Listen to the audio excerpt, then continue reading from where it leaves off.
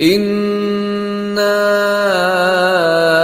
أعطيناك الكوثر فصل لربك وانحر إن شانئك هو الأبتر.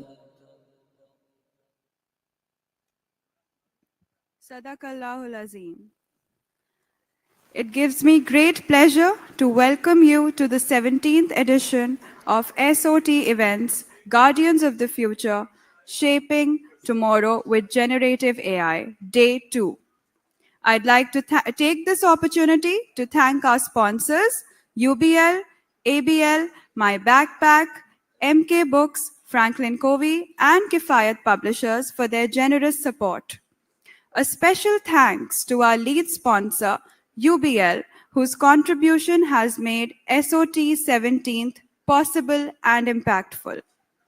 Please take a moment to note these important housekeeping points. Please ensure your cell phones are silent.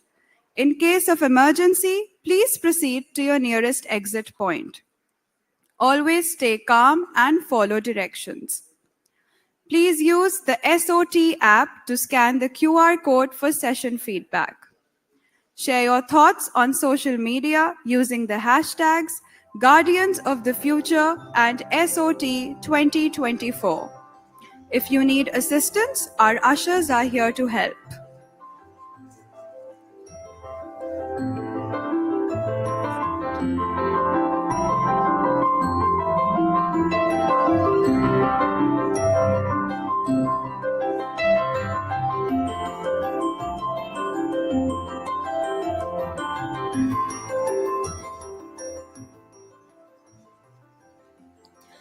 Respected Chairperson, Mrs. Kasuri, esteemed Chief Executive, Mr. Qasim Kasuri, honorable presenters, ladies and gentlemen, and distinguished alumni.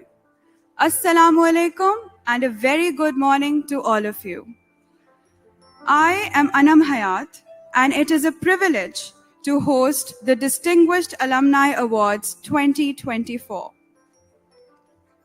As a proud alumna and headmistress of Beacon House School System Defence Campus, Karachi, I can confidently say that Beacon House feels like my second home. I have witnessed firsthand the values that shape our remarkable alumni. Being honored with the Distinguished Alumni Award in the social sector last year for my NGO, Umeed Trust, A Ray of Hope, I am extremely thrilled to celebrate more inspiring achievements today. The Beacon House Old Student Society has achieved so much. Let us welcome on stage Mr. Ali Khan, COO, Beacon House Group, and Ms. Mariam Chaudhary, Head of Alumni Relations, to take you through the journey. Can we please have you on stage? Thank you. Mariam, where are you? Assalamu alaikum, everyone. Assalamu alaikum, everyone. Okay, please join. Unfortunately, we don't have Mrs. Kasuri with us, but respected Chairperson Mrs. Kasuri, esteemed CEO Mr. Qasim Kasuri, dear colleagues, honorable guests, our presenters, and ladies and gentlemen, and most importantly, the distinguished alumni, welcome to this third episode of the Distinguished Alumni Awards 2024. We are thrilled to have you here today. Your presence enriches this occasion and strengthens our strength and commitment to community and excellence. We look forward to a memorable, inspiring event today. I'd like to talk a little bit about, thank you. Yes. A little bit about what we have been up to. Last year, I showed a 6.5-minute presentation at our Alumni Awards. This year, the presentation was 13 minutes. So we started at 9 o'clock. It has been running, and I'm not going to bore you with 13 minutes. But the way we have been working, because we've done so much work, I think the next couple of years, we'll have a 2-hour matinee movie which we can run in cinemas of all the things Boss has done. So I'm really proud of our engagement activities which have been happening with the alumni. And some of those I'll just mention very quickly. The Boss Masterclass, which brings the alumni into schools and connects with current students, which is very inspiring and good for them from a developmental perspective as well, like a career and aspirations. We have the Boss discussion panels, which discuss issues of today, issues of career, jobs, and all sorts of things. We have the memory lane, where people talk about their school days, and it's a wonderful video to watch when they are talking about the time they spend in the halls or in the grounds of the schools. And then there is a memory ramble where students are invited into the school to spend some time there. That is also very popular. Boss meet and greets are informal events which have taken place across the country where alumni get together. And I'm very proud to say on 25th of May this year, we had the first international Boss meet and greet in Dubai, where about 35 alumni got together, and we are beginning our Dubai chapter. Inshallah, next year we are planning to have an event in San Francisco, where that'll be our second chapter in North America. And our last thing which we have been working on is a formal alumni dinner. We have 3 of them across 3 regions. A little bit about our engagement. So our stats on our social media growth. As you can see, we have grown a lot, doubled on Facebook, more than doubled on LinkedIn and Instagram, and 2,763% on Facebook, on YouTube. So we're very proud for that. Thank you for following us, for promoting us in our schools, and thank you to all the alumni for connecting with us. I'd now request Mariam to talk about this particular awards, how they were selected, what kind of categories we have, and begin, please. Thanks. Bismillahirrahmanirrahim. Assalamu alaikum, everyone, and a very warm welcome to all of you on behalf of the Boss family. And a special thank you to Khan Saab for providing an overview of the Boss layout. This year, I'm honored to introduce the Distinguished Alumni Awards, which will showcase the remarkable work of our esteemed alumni across 7 categories. The categories are Social Development Sector, Media and Arts, Sports and Games, Business and Entrepreneurship, Science and Technology, Research and Academia, and Public Sector. Alhamdulillah, this year we had an overwhelming response of 600 plus nominations. Each profile submitted was outstanding, making it a challenging task for our esteemed committee members to narrow the nominations down to 3 finalists per category.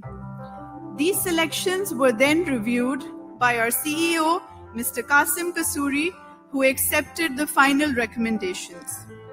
Ms. Isha, can we please have the presentation for the committee members? Thank you.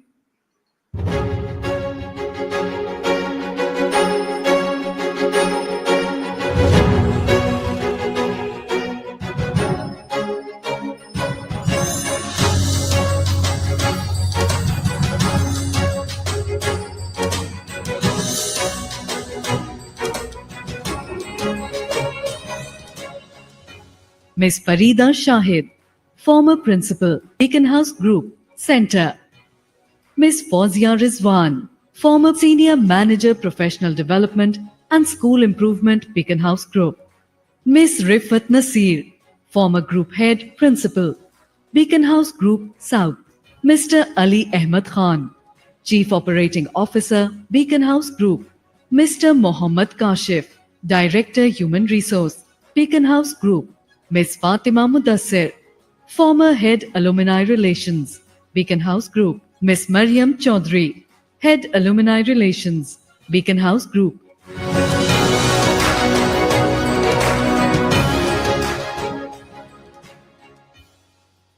I would like to take this opportunity to request a huge round of applause for my Boss team and the SOT management who have made this event possible. Ladies and gentlemen, please enjoy the awards ceremony and good luck to all our finalists. Thank you.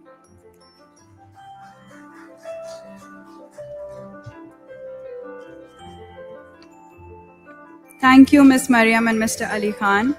Without any further ado, let's begin with the award ceremony. Can we please have the nominations for the category of Research and Academia? The nominations for Research and Academia are Laila Kasuri, Liberty Campus, Lahore, class of 2009. Laila Kasuri, a distinguished water governance expert and President's PhD scholar at Imperial College London, holds a degree in environmental science and engineering from Harvard. With 12 plus years of experience across Pakistan, Canada, the US, and Jordan, she has worked with leading organizations like the Assembly of First Nations, Global Green Growth Institute, and the World Bank. Her contributions include Jordan's Green Growth Action Plan for Water, the Lao Water and Sanitation Strategy, and key assessments for the Lake Chad Basin, advancing water management, climate resilience, and policy development. Dr. Farhan Zeib, Qasimabad Campus, Hyderabad, class of 2004. Dr. Farhan Zeib is a distinguished trainer, researcher, and lecturer, currently pursuing a PhD in business administration with a focus on training and development. Dr. Zeib has delivered transformative training sessions across Sindh. His international experience, including projects with the United Nations, has enriched his expertise in capacity building. A certified master trainer from the School of Leadership, he actively contributes to academic governance as a resource person for the Higher Education Commission. Mariam Naved Ottimofiore, Defence Campus, Karachi, class of 1999. Mariam Naved Ottimofiore is a distinguished author and global speaker. She has earned recognition from Oprah Winfrey's Super Soul Sunday. Her published works include This Messy Mobile Life, How a Maulah Can Help Globally Mobile Families Create a Life by Design, and The Guilty Can't Say Goodbye.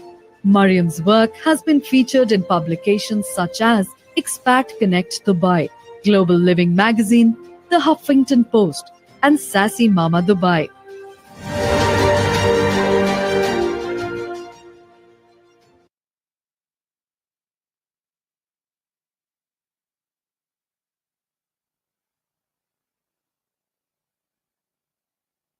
To present the award for Research and Academia, please welcome on stage Ms. Nargis Rahman, who is the convener of the Karachi Citizens Forum and the chairperson of the Pakistan Women's Foundation for Peace. Her remarkable leadership and contributions have made a significant impact on society, advocating for civic engagement and promoting peace.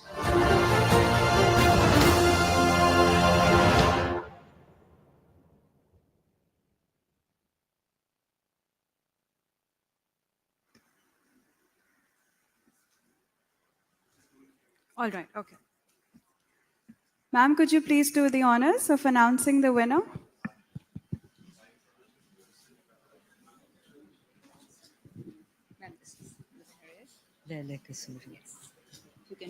Bismillahir Rahmanir Rahim. Assalamu alaikum.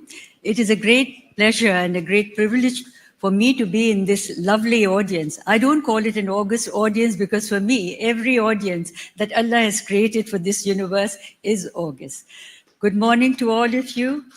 And what a treasure of talent we have. It must have been so difficult for you to select, but I think everyone is a winner. Anyone who makes a contribution is a winner because that is what we've been sent in this world for. My pleasure to announce Ms. Laila Kasuri, Research and Academia. Congratulations, Ms. Laila. So the Can I torch please keeps on request burning. RD Center, Mr. Majid, to please receive the award on her behalf? Mr. Majid, the Regional Director of the Center.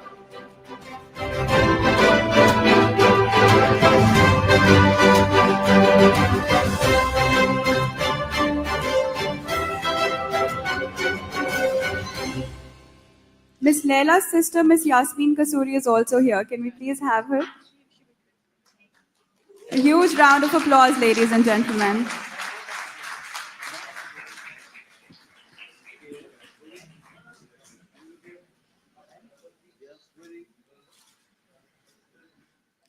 Congratulations. Ms. Isha, can we please play Thank you, Ms. Beacon Leila's House and Beacon acceptance House Old speech? Student Society. I'm incredibly honored and humbled to be receiving this award as a distinguished alumni. I see this award not just as a recognition of my own journey and achievements, but really, I think it's a reflection of the hard work, the learning, the education, and the mentorship I acquired at Beacon House. I often look back on my years at Beacon House and I'm really filled with gratitude. So I was there all the way from Losange through to my A-levels at Beacon House Liberty campus. And the amazing teachers, the principals, the headmistresses, the counselors, the support staff we had, our gatekeeper, everyone, they have played really an amazing role in shaping who I am today.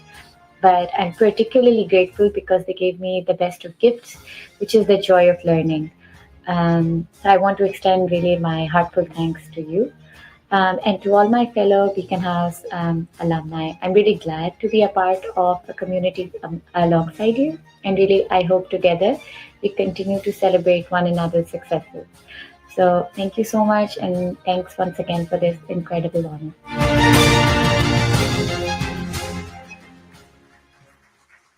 Moving on to the next category, let's have a look at the nominations in the category of Science and Technology. The nominations for Science and Technology are Dr. Wafa Munir Ansari, Tipu Sultan Campus, Rawalpindi, Class of 1997. Dr. Wafa Munir Ansari is serving as the Dean of Health Sciences and Project Director of the Research Lab Complex at Rawalpindi Medical University. A gold medalist from Army Medical College, she earned an MPhil and PhD from University College London, followed by postdoctoral research in gene annotation at UCL's Cardiovascular Genetics Institute. Her contributions to medical research include over 23 published papers and presentations at prestigious international conferences. Haroon Yassin, BCP Magala Campus, Islamabad, Class of 2011. Haroon Yassin is a trailblazing educator and social entrepreneur. As the founder of the Talimabad app, he has made quality education accessible to 1.5 million students, with its content reaching over 8.5 million viewers each week. His journey began with the Akhuwat-e-Awam initiative, providing shelter and education to slum children, an endeavor that evolved into a full-time school. Honored with the Queen's Young Leaders Award in 2018, Haroon remains dedicated to ensuring every child has the opportunity to learn and succeed. Mariam Nusrat, Margala Campus, Islamabad, Class of 2004. Mariam Nusrat, founder of Breshna.io, is transforming the gaming landscape. Through Breshna.io, she has raised $2.6 million in seed funding, engaged over 170,000 creators, and logged over 2 million game clicks. She has worked with the World Bank for over a decade, developed education policies across 22 countries, and highlighted the power of video games as a tool for communication and social change. As a Forbes Next 1K entrepreneur and Clinton Global Initiative University honoree, Mariam is dedicated to turning screen time into meaningful learning experiences and storytelling opportunities.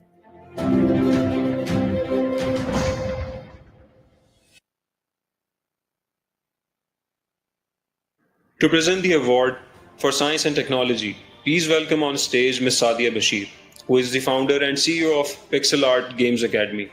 She has introduced initiatives like a minimum 33% women participation and scholarships. Her accolades include the Women Can Do Award by the US Embassy, a spot in Forbes 30 Under 30 Asia, and recognition as a global gaming citizen by Facebook Gaming. Thank you, Ms. Sadia. Can you please announce the winner? Hi, everyone. The award goes to Mariam Nusrat. Congratulations to Mariam.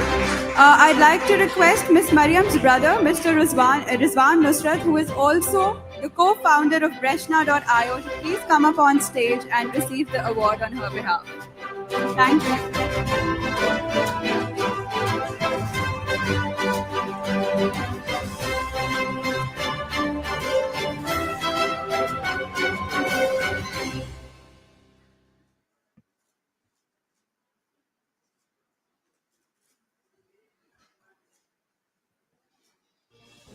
Hi everyone, I'm Mariam Nusrat, the founder and CEO of Brashna.io, and I am so honored to be recognized by the BOSS Distinguished Alumni Awards. Beacon House is so close to my heart. Both my co-founder and my brother and I spent our whole lives at Beacon House, all the way from pre-nursery to A-level. So it's been a huge part of shaping the future of what we're building right now. Brashna is a no-code gaming platform that empowers people to unleash the power of video games for education, social impact, and marketing purposes. Think of it like the Canva for gaming. And we're just so excited to be building Brashna over the last 3 years.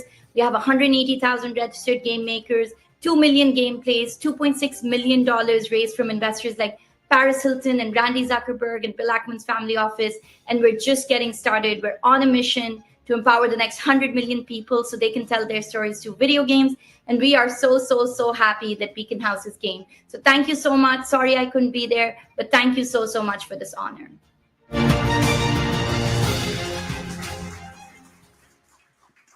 Moving on, let's have a look at individuals who have made significant contribution to the creative industries, the category of media and arts.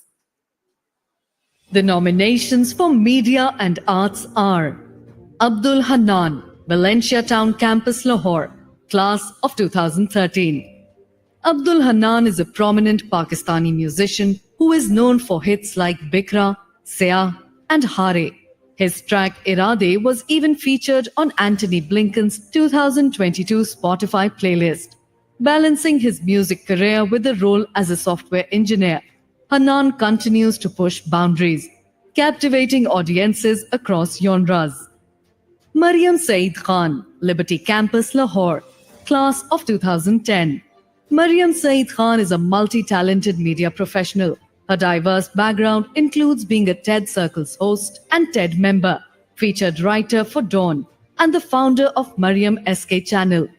A graduate of Columbia University's Digital Storytelling Lab, Mariam has been recognized for her innovative narrative approaches and cultural commentary. Her work has earned her international acclaim, including a certificate of grateful recognition from the Queen's Platinum Jubilee Beacons Commonwealth Song Competition. Yasra Hasib, BCP Johar Town Campus, Lahore, class of 2019. Yasra Hasib, a voice major at the Rudy E. Scheid School of Music, University of Memphis, has earned a place on the Dean's List for 4 consecutive years. She is a lead vocalist for Sound Fusion and the first South Asian to join Tennessee's largest classical choir, University Singers.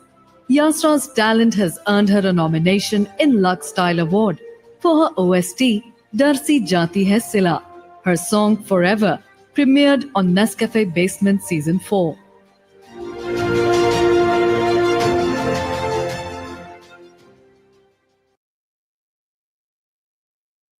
To present the award for Media and Arts, please welcome on stage Mr. Junaid Zubairi, who is the CEO of the National Academy of Performing Arts.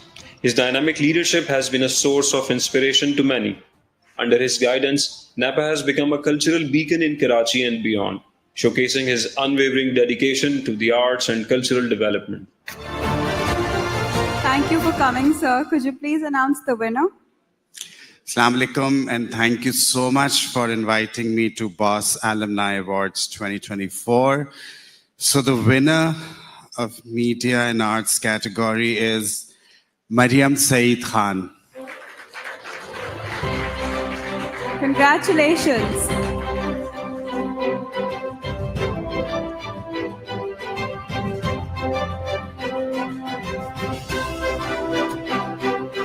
Huge round of applause, ladies and gentlemen. Hello, Assalamu alaikum. This is Mariam Saeed Khan, class of 2010, Beacon School System, Liberty Campus, Lahore. Thank you so much to the Beacon Old Student Society BOSS for awarding me in the Media and Arts category as the Most Distinguished Alumni Award 2024. As I look back into my journey, I would like to extend my great gratitude and thankfulness to my teachers, to my staff, to the faculty, to my friends, to my family, to my parents who are now shining stars in the heaven, to the legacy and my close tribe. As my parents used to say, खुद ही पुकार बुलंद इतना कि हर तकदीर से पहले खुदा बंदे से खुद पूछे बता मेरी रजा क्या है. This was the most favorite share of theirs by Iqbal. In the last 14 years, as a student, as a learner, as a creative person, I have played part in my poetry writing, in researching, in profiling, in cultural heritage. We always persist, never give up. If you truly believe in your word, your story, your art, trust me, you will be here and you will much more there. Maybe not the Oscar, you never know what life brings. But this is for the youth who is watching me live. To never give up because whatever your endeavors is, you will get to represent. And this is for all those. As Beacon Knights, we always seek the light. Thank you. Congratulations once again. To acknowledge dedicated service in the public sector, our nominations are The nominations for public sector are Aved Irshad Bhatti, Defence Campus Lahore, Class of 2000. Aved Irshad Bhatti is currently serving as the Deputy Secretary Finance, before which he was serving as the Assistant Commissioner of the Industrial Area, Islamabad. Aved holds an MPhil in Economics from the University of Cambridge. Aved secured the top position nationwide on his first attempt in CSS exams, earning the prestigious Sword of Honor and Presidential Gold Medal.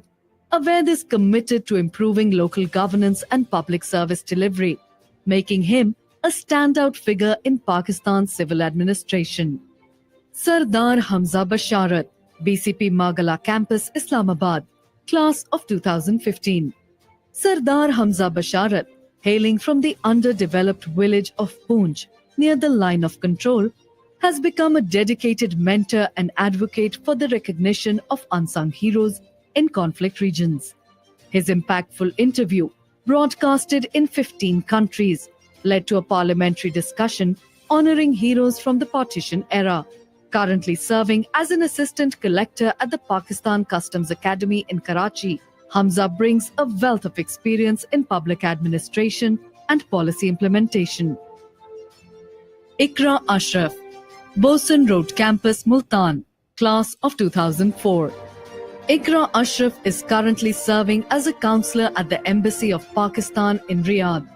With over a decade of experience in the Ministry of Foreign Affairs, she has held key roles, including Director of the Spokesperson Office and Director of the Strategic Communications Division, leading digital engagement for 119 missions worldwide. Her diplomatic journey, including her tenure as First Secretary in Paris, showcases her commitment to advancing Pakistan's global diplomatic presence.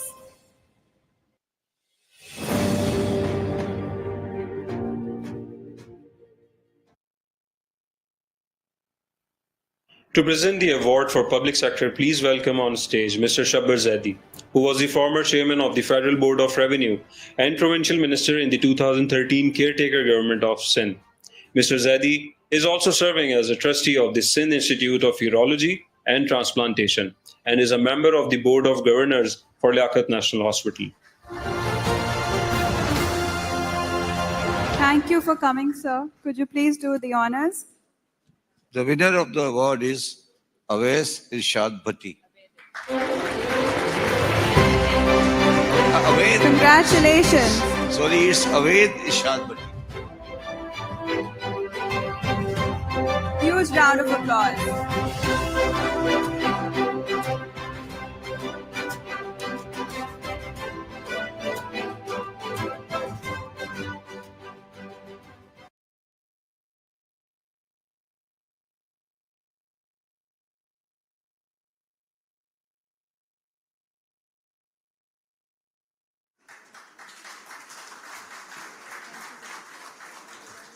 Ms. Isha, could we please play the acceptance speech?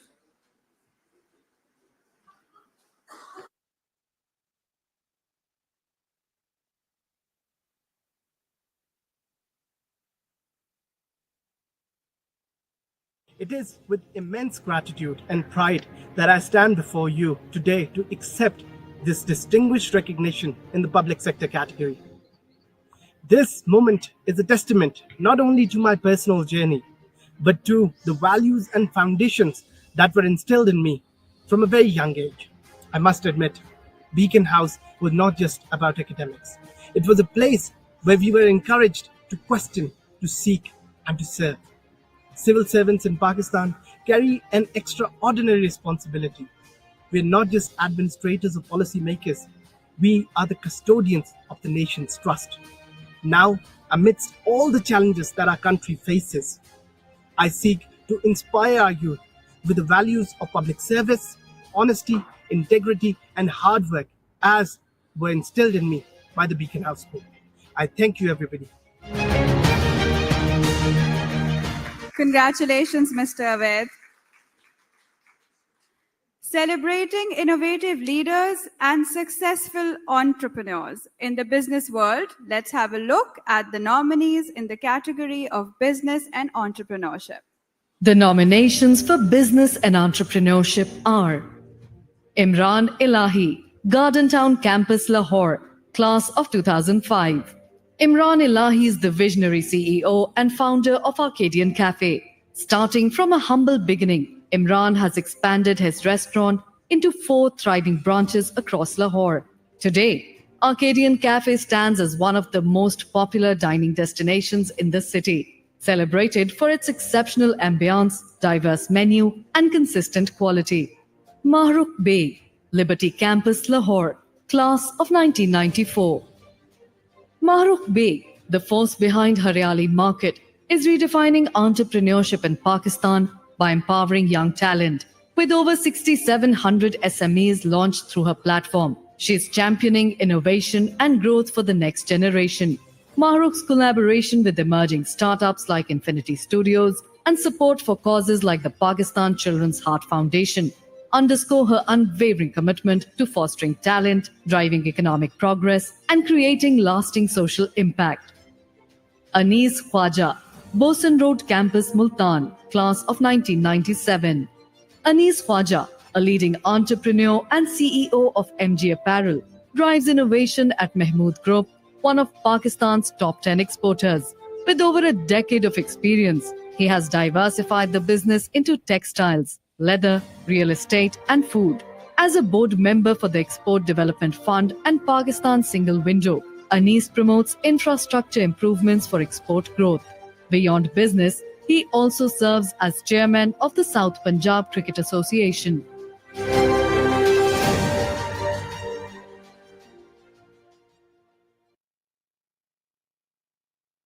To present the award for business and entrepreneurship, please welcome on stage Mr. Nasser Kusuri, who is the CEO of Beacon House International College and Beacon Energy Private Limited. Mr. Kusuri is also involved in the digital education space through Homebridge. Mr. Nasser Kusuri was recently honored with the CEO Award at the CEO Summit Islamabad, presented by the CEO Club Pakistan and the World CEO Forum. Additionally, he is a board member of Knowledge Platform and serves as chairman of Teach for Pakistan. Thank you, sir. Could you please do the honors? Yes, and the winner is Mahrukh Beg. Congratulations.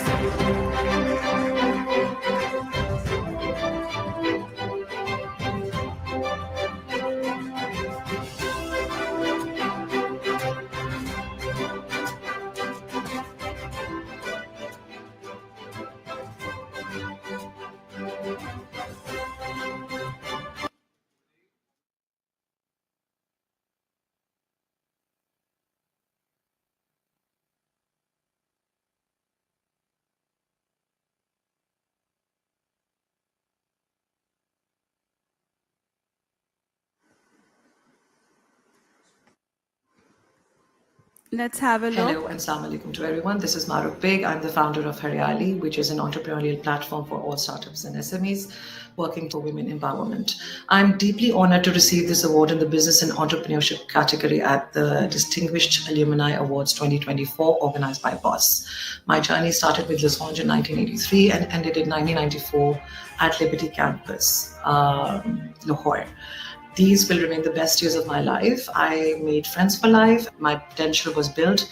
I had the best teachers to support me in becoming the person that I have. I would like to extend my deepest and sincerest gratitude to the juries for this incredible recognition. It is such a humble honor to be recognized by Alma Mater, and I will always hold this very close to my heart. Thank you so much. Congratulations once again.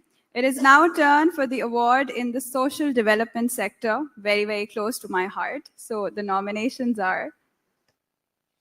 The nominations for social development sector are Khadija Shahpar Bakhtiar, Tipu Sultan Campus, Rawalpindi, class of 2001.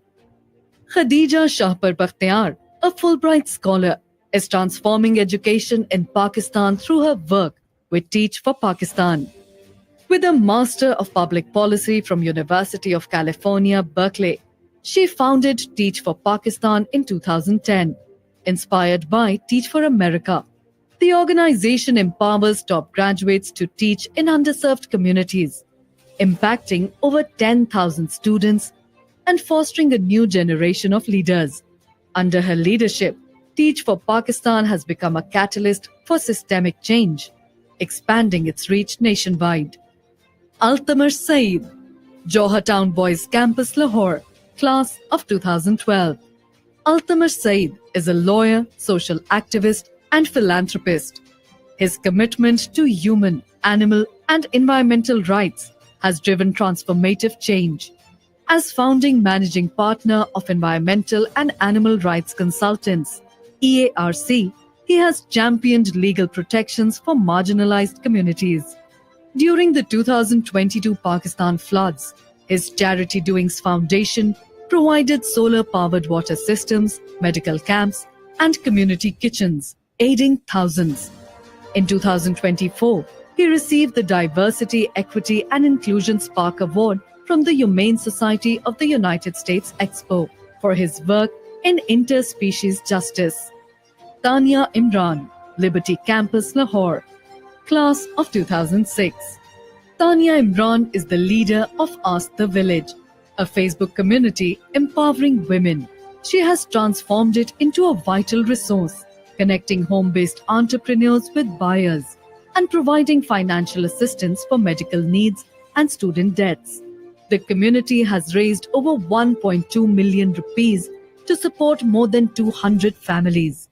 Recognized as a community leader by the Women's Chamber of Commerce, Tania also shares insights as the voice behind The Average Mommy, one of Pakistan's largest mom blogs.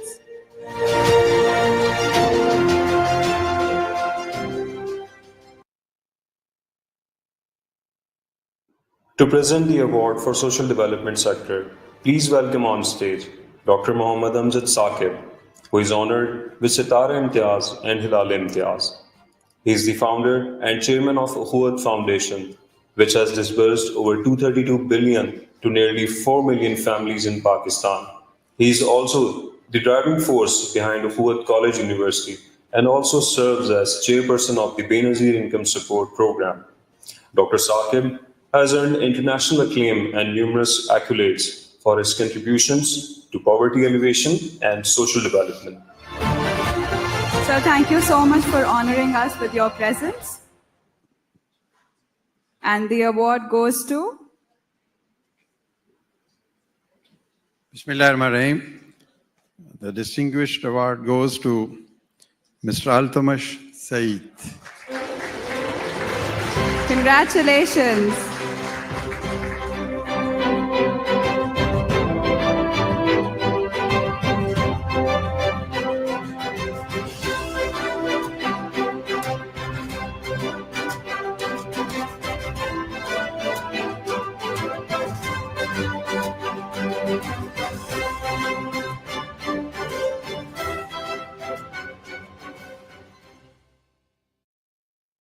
Assalamu alaikum. My name is Altamar Saeed and I'm honored to accept this award on behalf of Beacon House School System Lahore, Georgetown Campus Branch, Class 2012. I would like to honor Firstly, Ms. Smaila Kashif, who was my class teacher at that point, Sir Tawheed, and Ms. Atiya Randhawa, who's the current principal at the school. And to truly honor what this award represents, which is imagining a better world for humans, animals, and the environment in Pakistan, I would like to officially invite all of you to Pakistan's first ever International Animal and Environmental Rights Conference, taking place at Pearl Continental Hotel, Lahore on 18th and 19th of January 2025. Thank you so much for your time. Jazakallah khair. Congratulations once again. Recognizing outstanding achievements in the category of sports and games.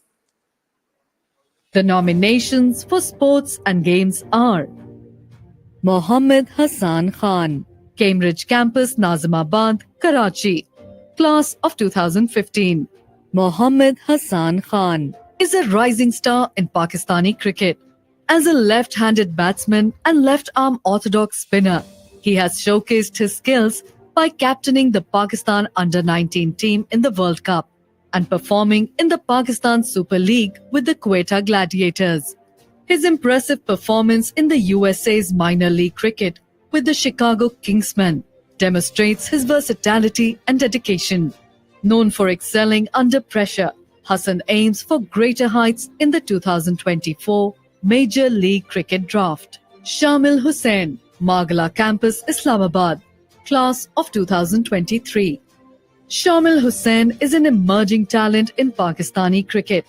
Known for his skills as an opening batsman, he topped the national Under-19 T20 rankings and excelled in the Under-19 World Cup and Under-19 Asia Cup, leading Islamabad United to victory in PSL 2024.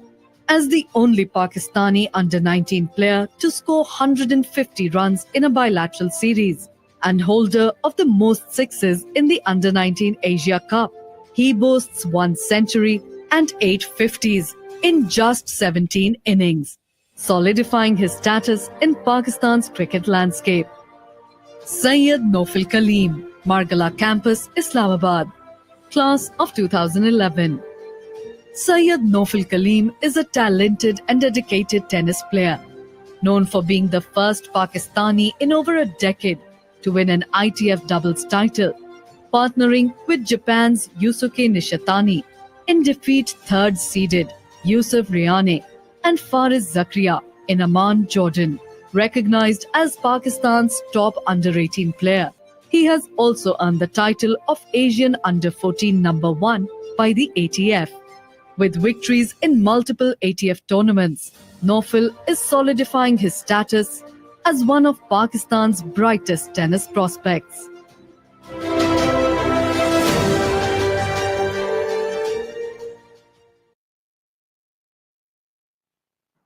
To present the award for sports and games, please welcome on stage none other than Mr. Shahid Afridi, who is celebrated globally as one of cricket's greatest all-rounders and a former captain of the Pakistan national cricket team. His remarkable achievements on the field have made him a sports icon, while his exceptional humanitarian efforts have earned him immense respect beyond the world of cricket. Thank you, sir, for coming here. Could you please announce the winner? जी अस्सलाम वालेकुम मेरी तरफ से जो man of the match कहूंगा मैं वो Mohammad Hasan Khan Can I please request Mr. Hassan Khan's parents to receive the award on his behalf? Huge round of applause, ladies and gentlemen.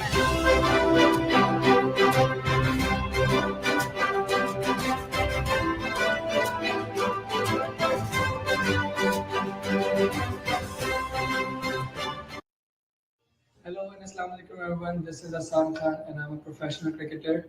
I'm deeply honored to receive this award in the Sports and Games category at the Distinguished Alumni Awards 2024 organized by BOSS. While I regret not being able to attend in person, I'm truly grateful that my parents are there to accept this award on my behalf.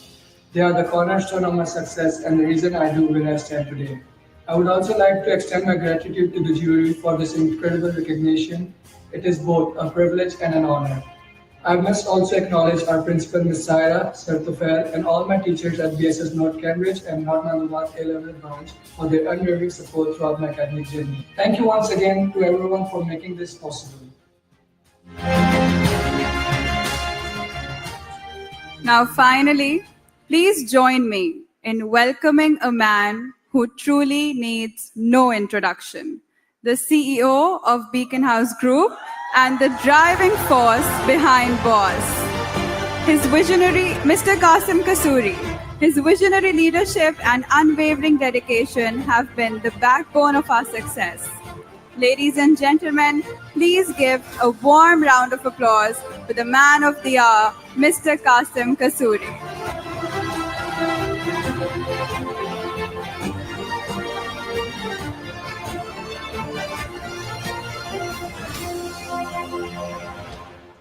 Assalamu alaikum, good morning.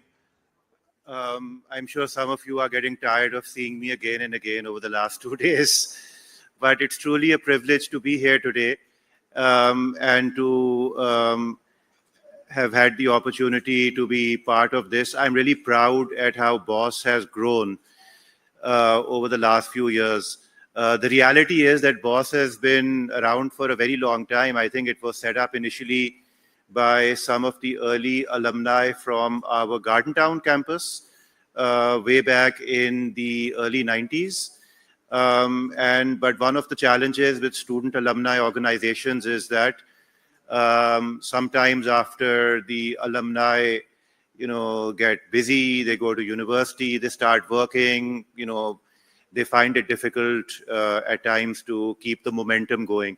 So I'm so happy that we were able to relaunch BOSS in recent years, because I think that having a strong alumni network is truly a foundation for any school organization, or for that matter, for universities, because a strong alumni organization is like a family, which can provide opportunities, open doors, make connections, whether in Pakistan or overseas. One of the reasons why many of the people were not here physically in person is because they are not in this country any longer. And for example, the young cricketer, I'm told, is presently playing a tournament in Chicago. And so I think that alumni organizations like BOSS can truly play a really important role in giving the alumni the opportunity to serve and to promote each other and to open doors. And so I hope, inshallah, that BOSS continues to grow in the way that it has, and that we get more and more alumni registered. Khan Saab, I think we have quite a large number, if I remember correctly. Do you want to tell me? Well, I clearly don't remember correctly. Yeah. So about 120,000 alumni, okay, over. I think just for clarity, we would count O-level and A-level graduates as alumni, because I don't think we double count, but because, as you know, all O-level students do not necessarily go into the A-level. So if they graduate or leave Beacon House at O-level, they're counted as alumni. If they leave in A-level, they're counted as alumni. So over the last 50 years, I think that's like a gold mine. I mean, one could say that it's literally one of the largest alumni networks in the world. So I wish BOSS the very best of luck. I hope that we're able to organize more international chapters. Very happy to hear about the event in Dubai later on this year, and then in San Francisco. Lastly, I'd like to take the opportunity for thanking all of the wonderful presenters in the front row and in the first couple of rows. Thank you very much for honoring us. Thank you very much for honoring the alumni. It means everything to their families, not only to be given this recognition by Beacon House, but to be handed their awards by distinguished personalities like yourselves who have excelled in your fields. You are true role models for them and for us, and for that I thank you for your presence. Thank you, ladies and gentlemen. Great to see the hall full, and I look forward to meeting some of you during the rest of the day. Bahut shukriya. Thank you.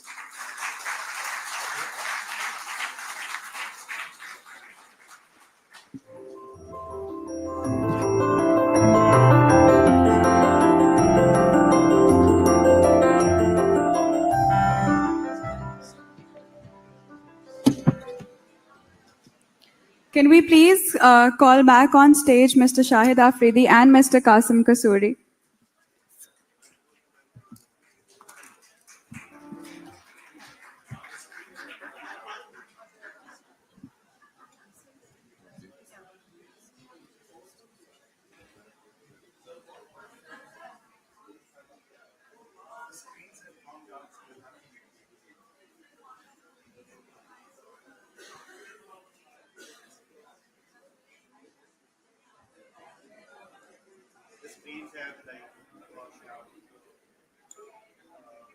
You need this mic?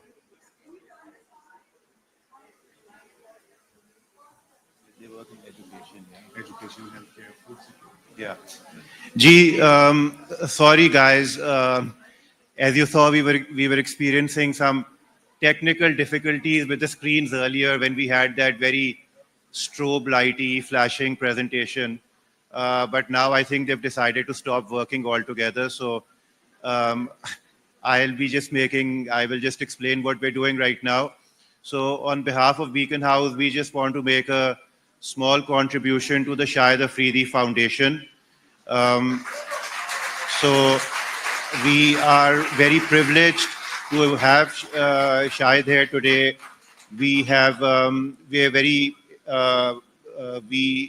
are impressed by the kind of work that they've done in the field of education. Obviously, it's a shared interest with Beacon House. So I hope that this will it's just a small drop in the bucket, but I hope it helps. Thank you very much, and thank you for everything that you're doing. Shukriya. Thank you. We had to play a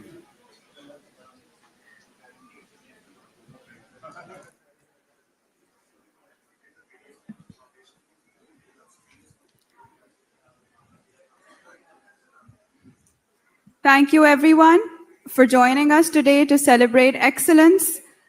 We look forward to seeing you next year. Enjoy the rest of the SOT sessions. Can I please have the winners on stage for a group photograph? All the winners, please, if you could come up on stage for a group picture.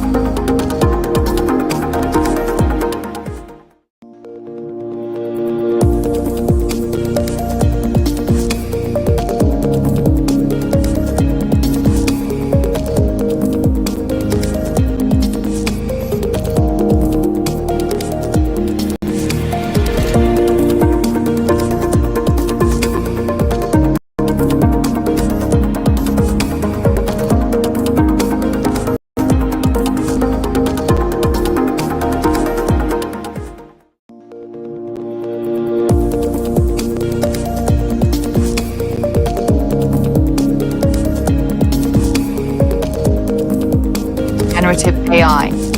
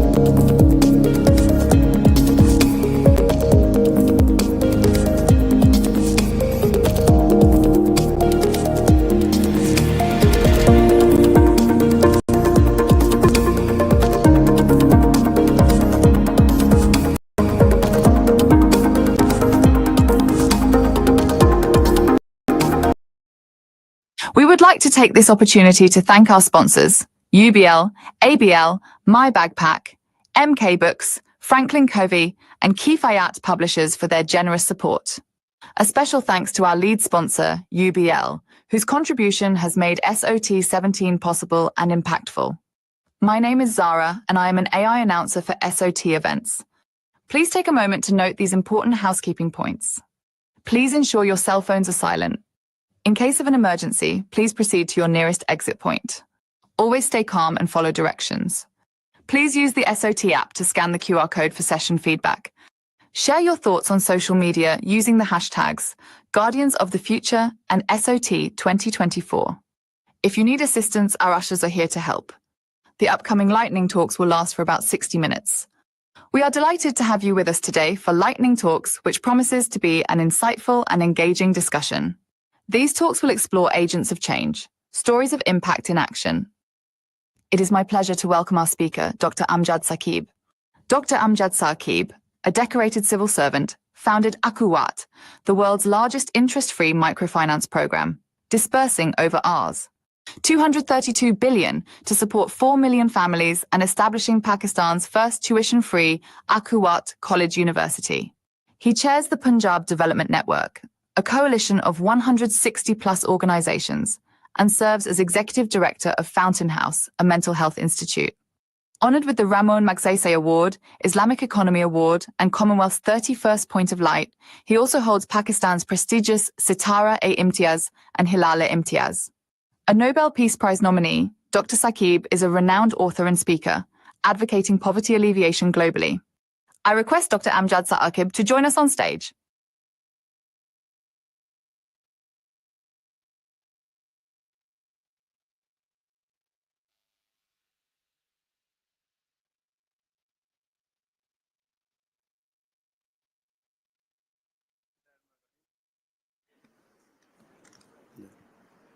Bismillah ar-Rahman ar-Rahim.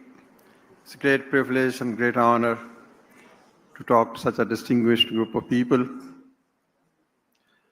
अभी मोहतरमा निगहत मेरे साथ बैठी थी तो इनसे बात हो रही थी तो इन्होंने कहा कि मैंने आपका एक स्कूल देखा है NJV school Karachi, it's a wonderful school.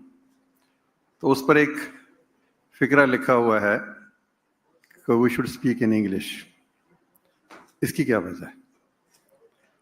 तो मेरे पास इसका कोई जवाब उस वक्त नहीं था, बाद में सोच के मैं जवाब पेश करूंगा। लीडिंग फ्रॉम दिस क्वेश्चन मुझे याद आया कि मैं अमेरिकन यूनिवर्सिटी में पढ़ता था वाशिंगटन DC में, तो वहाँ पर एक टीचर मुझे मिले तो उन्होंने मुझे कहा always speak in a language, उस ज़ुबान में गुफ्तगू करें जिस ज़ुबान में आप ख्वाब देखते हैं। तो फिर मैंने कहा अच्छा, मैं तो कभी अंग्रेज़ी में ख्वाब नहीं देखता, अपनी ज़ुबान में ख्वाब देखता हूँ। तो मैंने मिस निगहत से भी पूछा, इन्होंने कहा कि फिर ख्वाबों को जोड़ दीजिए, कुछ इंग्लिश हो जाए कुछ उर्दू हो जाए। तो नौजवान लोगों से गुफ्तगू करना, it's into itself a great inspiration and a wonderful experience. जो थीम है आपकी SOT, उसका essence is entrepreneurship, creativity, innovation. तो कभी कभार when I think what is entrepreneurship, तो मुझे कोई वाज़े तस्वीर नज़र नहीं आती। इनोवेशन है, क्रिएटिविटी है, गोइंग बियॉन्ड सेल्फ है। एक और बड़ी अच्छी डेफिनेशन है कि this is creation of value, adding value in life. बगावत है, एक नई दुनिया तामीर करने की कोशिश, ख्वाहिश और जस्तजू है। एक एंटरप्रेन्योर कहता है कि मुझे ये दुनिया कबूल नहीं है क्योंकि इसमें दुख है, बीमारी है, जहालत है, भूख है, अमन नहीं है, खून है, नफरत है। तो मैं इस सारे नकूश जो हैं इनको मिटाकर एक ऐसी दुनिया बनाना चाहता हूँ जिसमें मोहब्बत, इसार, कुर्बानी, कंपैशन, एम्पैथी। तो I see entrepreneurship in a different context. ये कोई पैसा कमाने की बात नहीं है, this is not a business. Entrepreneurship is adding value to life. जो भी शख्स कारखाना कुदरत को खूबसूरत बनाता है वो एंटरप्रेन्योर है। जो भी शख्स खुद को खुदा का नायब समझता है और इस बात पे गौर व फिक्र करता है कि खुदा ने ये कायनात तख्लीक करके उसके हवाले क्यों की, और फिर इसकी मानी समझता है कि मेरा काम इन सहराओं को, इन वादियों को, इन पहाड़ों की बुलंदियों को खूबसूरत बनाना है, और फिर यहाँ बसने वाले लोगों की जिंदगी को आसान और सहल बनाना है। He is an entrepreneur.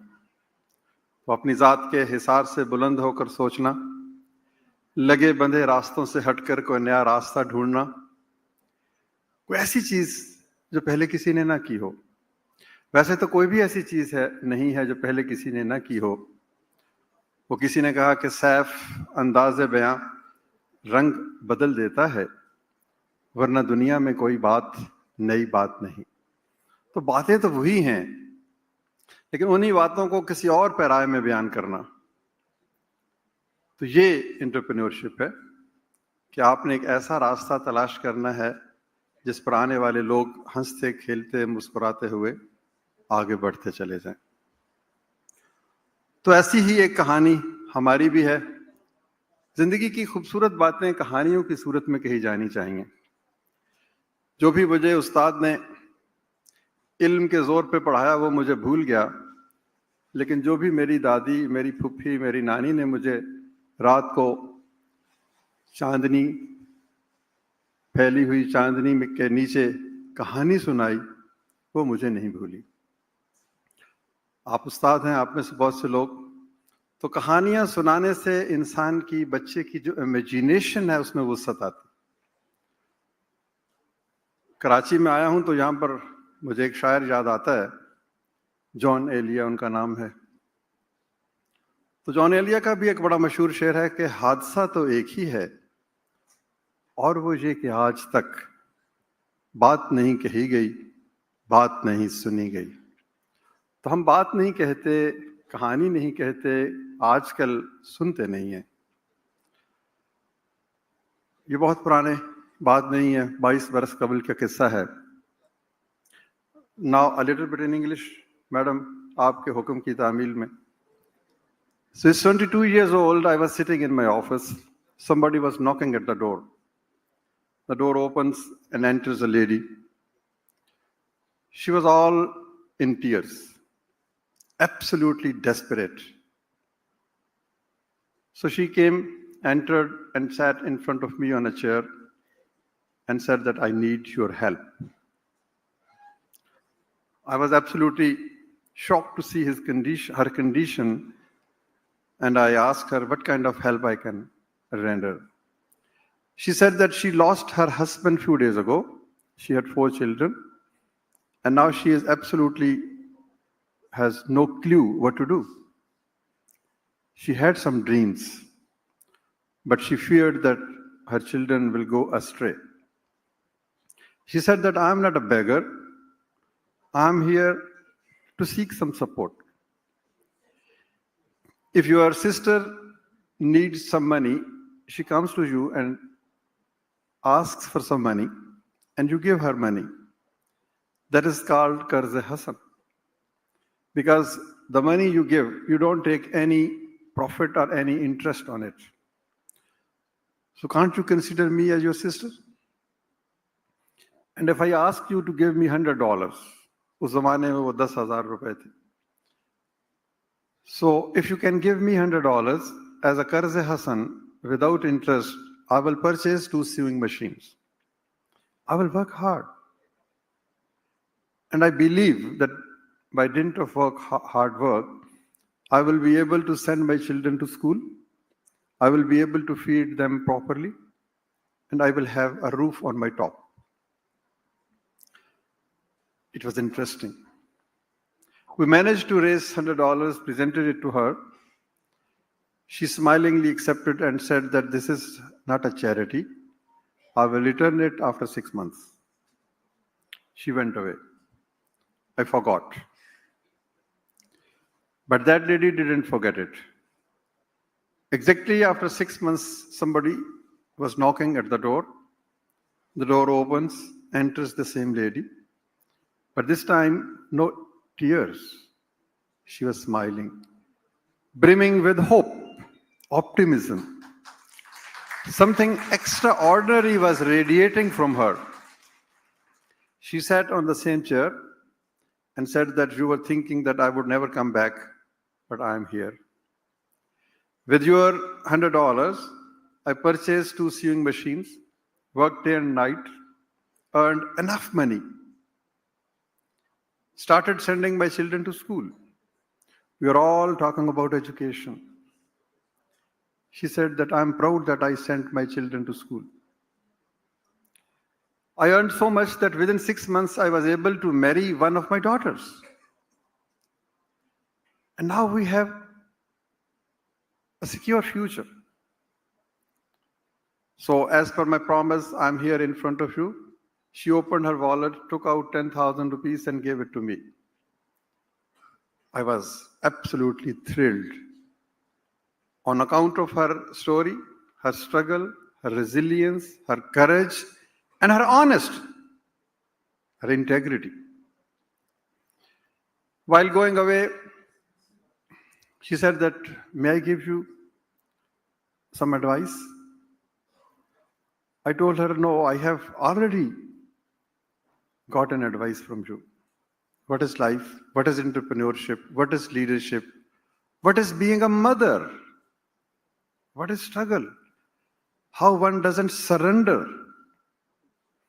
No. She said no. I also want to give one more advice. And that advice is that this $100 which you give me looks a blessed money. Don't put it back in your pocket. Give it to somebody else. I'm sure that whosoever will get this money will be successful in life.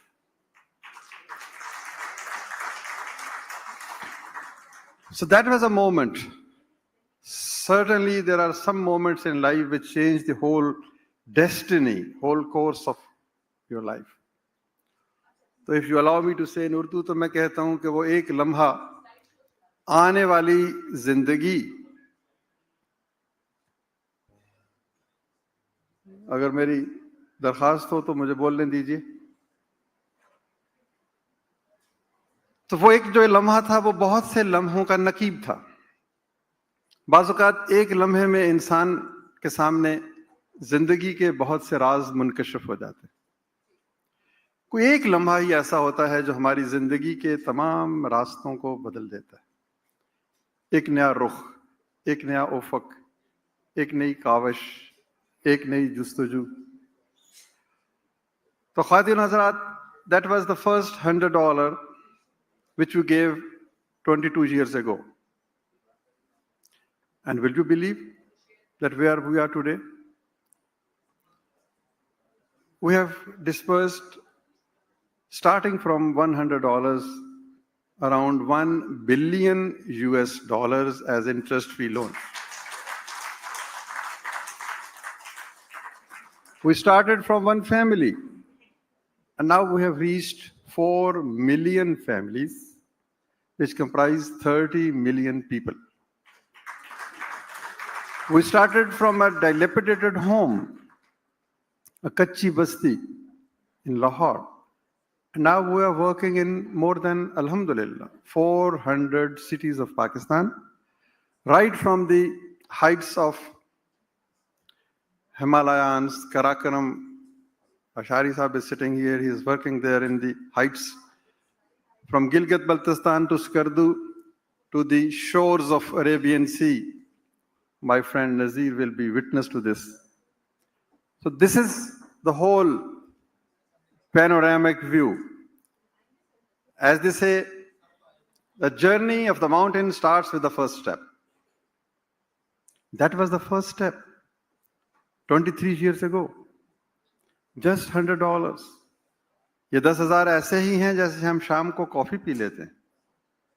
कहीं चाय, कहीं खाना, कोई खूबसूरत लिबास, कोई खुशबू. लेकिन इस 10,000 ने एक खानदान की जिंदगी बदली. और फिर वो जो कहते हैं कि एक हल्का मैं हूं इसका, दूसरा हल्का है तू. दूर तक फैला हुआ है सिलसिला जंजीर का। हल्का दर हल्का, कड़ी दर कड़ी एक इंसानियत की जंजीर बनती चली गई, जिसमें एक नहीं 40 लाख घराने शामिल हो गए। So what is all this? This is entrepreneurship. This is creating value. This is innovation. This is finding a new way. लेकिन जो भी बातें होती हैं वो आपकी माजी के साथ व्यवस्थित होती। हमने इस अदारे का नाम रखा Akhuwat. Akhuwat means brotherhood, sisterhood, solidarity between haves and have knots.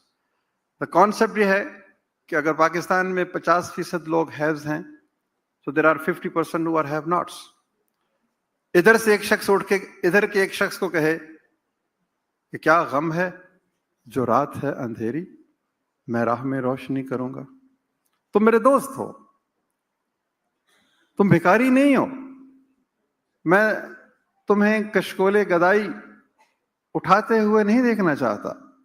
मैं तो तुमसे रफाकत चाहता हूं, मैं तुमसे दोस्ती चाहता हूं। मेरे पास लाखों हैं, करोड़ों हैं, मैं तुम्हें 50,000 लाख रुपए दूंगा कर्ज हसन के तौर पर, ताकि तुम्हारी सलाहियतों का बेकरार समंदर जो तुम्हारे सीने में है तुम उसको आजमाओ। ये तसव्वुर कहां से आया? ख्वातीन हजरात, जो भी बड़ी विक्ट्री होती है, there is always the victory of an idea. हम जैसे आम लोग कहते हैं कि शायद ये फतह और शिकस्त हमारी वजह से, ऐसा नहीं है। Victory is always attributed to a great idea. And the idea we followed was mawakhat. Solidarity between haves and have-nots. One person adopting one person. One individual making another individual his friend. ये तसव्वुर किसने दिया? नबी पाक सल्लल्लाहु अलैहि वसल्लम ने। एक ऐसी हस्ती ने जिससे आप भी मोहब्बत करते हैं, हम भी मोहब्बत करते हैं। शायद आपको याद हो कि 1450 बरस कबल कुछ लोग मक्का से हिजरत करके मदीना पहुंचे, तो holy prophet peace be upon ने कहा कि one person resident of Medina, he will be the giver, अंसार, and one person from Mecca, महाजर, जो दीन की मोहब्बत में सब कुछ छोड़ के पहुंचा, उन दोनों के दरमियान एक रिश्ता होगा और उस रिश्ते के नतीजे में बहुत जल्द एक खूबसूरत समाज तश्कील पा गया।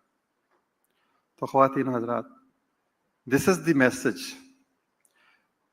गुर्बत सरमायादाराना निज़ाम से ख़त्म नहीं होगी, मार्केट इकोनॉमी से ख़त्म नहीं होगी, मेरे शेर से ख़त्म नहीं होगी, लालच, हिर्स, तमा से ख़त्म नहीं होगी, और न ही गुर्बत भीख देने से ख़त्म होगी, न ही गुर्बत सिर्फ टैक्सेस की भरमार से ख़त्म होगी। गुर्बत अगर ख़त्म होगी तो एक दरमियानी रास्ता अपनाना है, जिसको मवाखात कहते हैं, जिसको शेयरिंग कहते हैं, जिसको अपनी हिस्से की खुशियां किसी और को देने का नाम है। आज अगर हम सब यहाँ पर 300-400 जितने लोग बैठे हैं, ये फैसला करें कि हमने अपनी ज़िंदगी में सिर्फ एक ख़ानदान को अपना बनाना है, एक्सटेंडेड फैमिली, उसके एक बच्चे को पढ़ाना है या उसको इतने पैसे देने हैं कि वो कारोबार कर ले, तो यूं ये खुशबू अगर करिया करिया, बस्ती बस्ती, नगर नगर फैलती चली जाए तो पूरा पाकिस्तान इस हिसार में आ जाएगा। 50% लोग, 50% लोग। ख्वातीन हजरात, वो कहते हैं कि हर चारा घर को चारा गरी से गरेज था, वरना जो अपने दुख थे बहुत लादवा न थे। गुर्बत के दुख लादवा नहीं है, ये इस्तेसाल, ये बीमारी, ये जहालत, ये सब कुछ सिर्फ चारागरों को चारागरी से गुरेज है। और वो चारागर कौन है? ये बुलंदो बाला इक़्तिदार के ईवानों में रहने वाले नहीं, आप भी चारागर हैं। इसलिए कि जो कुछ हमें मिला वो हमारी मेहनत का समर नहीं है, वो किसी का इनाम है। और जिस हस्ती ने ये इनाम दिया, उसने एक रोज हमसे ये सवाल भी करना है कि मैंने तो तुम्हें बहुत कुछ दिया दुनिया में, तुम आज मेरे पास आए हो, तुम्हारे दामन में कोई फूल है जो मुझे पेश कर सको? उस लम्हे की शर्मसारी से बचने का नाम अखुवत है, शौकत खानम है, इंडस है, SIUT है, बीकन हाउस है, जो भी नेकी का काम है, ये उस लम्हे की शर्मसारी से बचने का नाम है। और आखिर में ये बात इकबाल ने कही कि रोज़े हिसाब पेश हो जब मेरा दफ्तर अमल, आप भी शर्मसार हो मुझको भी शर्मसार कर। तो आइए उस लम्हे की शर्मसारी से बचें। आइए एंटरप्रेन्योरशिप, इनोवेशन, क्रिएटिविटी, किसी एक शख्स को अपना बनाना, मवाक़ात, खूबसूरत समाज, खूबसूरत मुआशरा, हर तरफ मुस्कुराहट, हर तरफ सुकून, एक खूबसूरत पाकिस्तान, वो पाकिस्तान जिसकी ख्वाहिश में चले थे यार कि मिल जाएगी कहीं ना कहीं। तो यही बात मैं कहने आया हूँ। मुझे 2-3 दफ़ा 1 मिनट, 2 मिनट, 3 मिनट दिखाए गए हैं, तो आई होप कि I am dot on time. Message सिर्फ यही है, मुवाक़ात। Is there any question? Question answer? No. Thank you very much.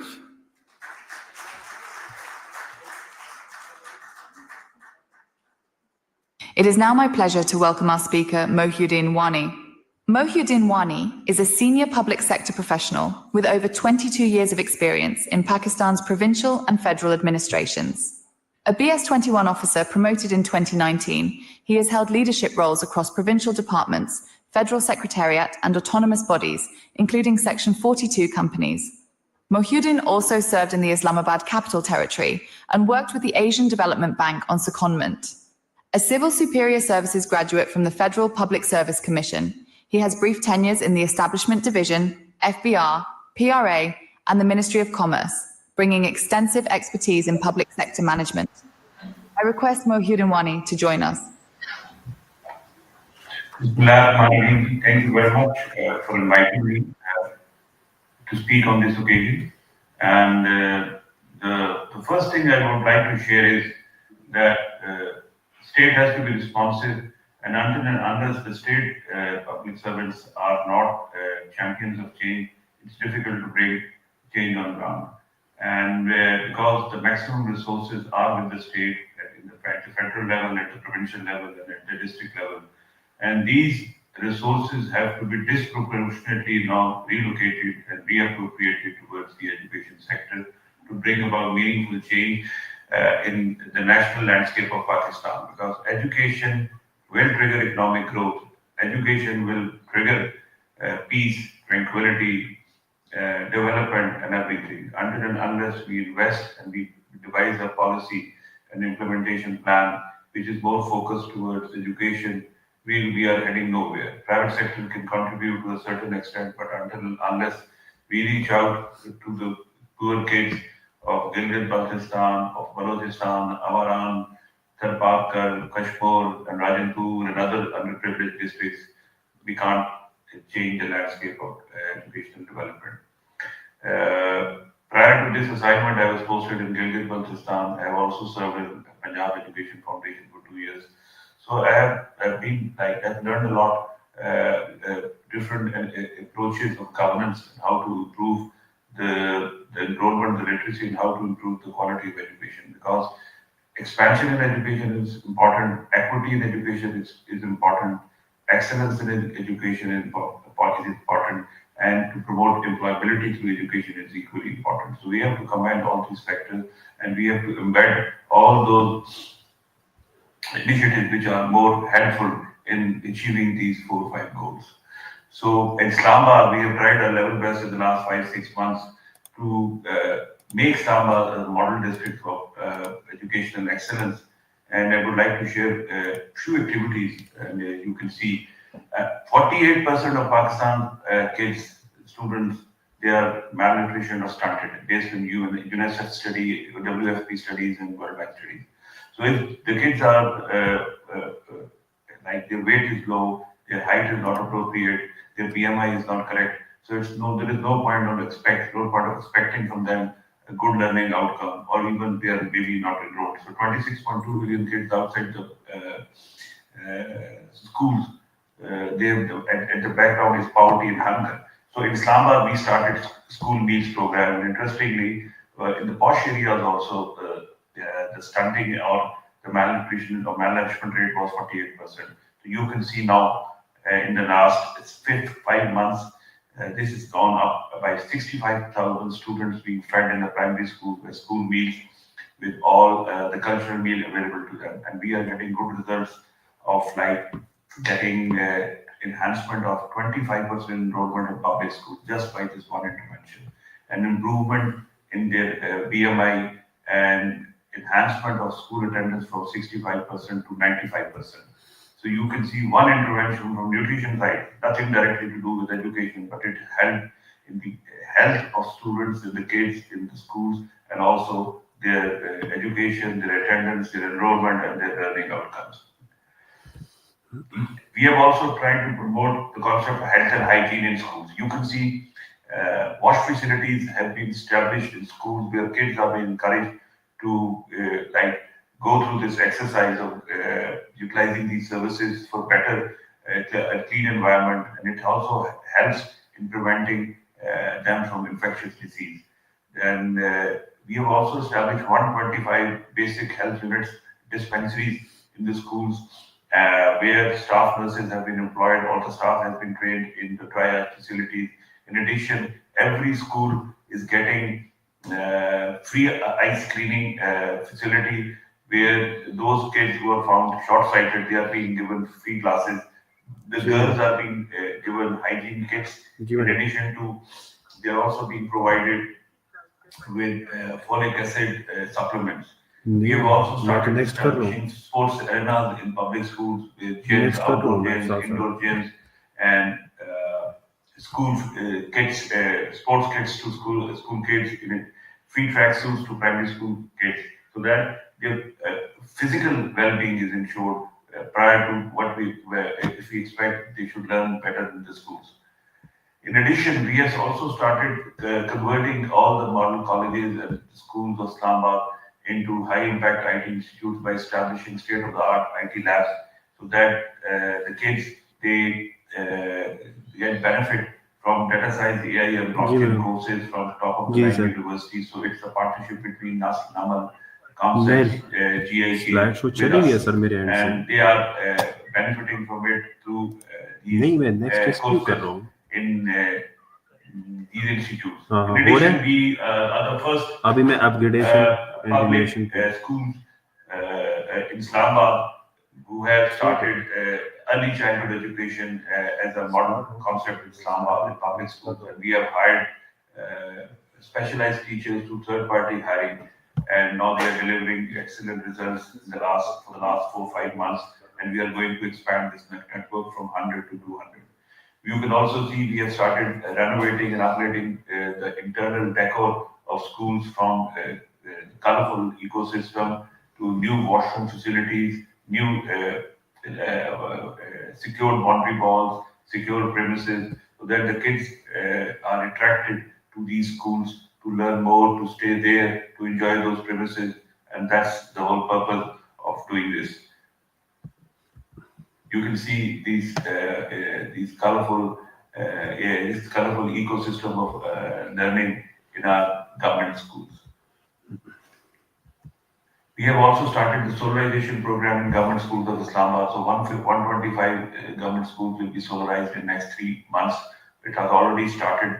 The whole purpose was to reduce the financial burden of around 25 crore rupees on the government so that it can be reallocated to other education activities in the schools. To improve the access of girls in urban schools, we have started paying buses free of cost travel ride to girls from rural Islamabad to urban Islamabad, and 8,000 girls and teachers are now benefiting from this service on a daily basis.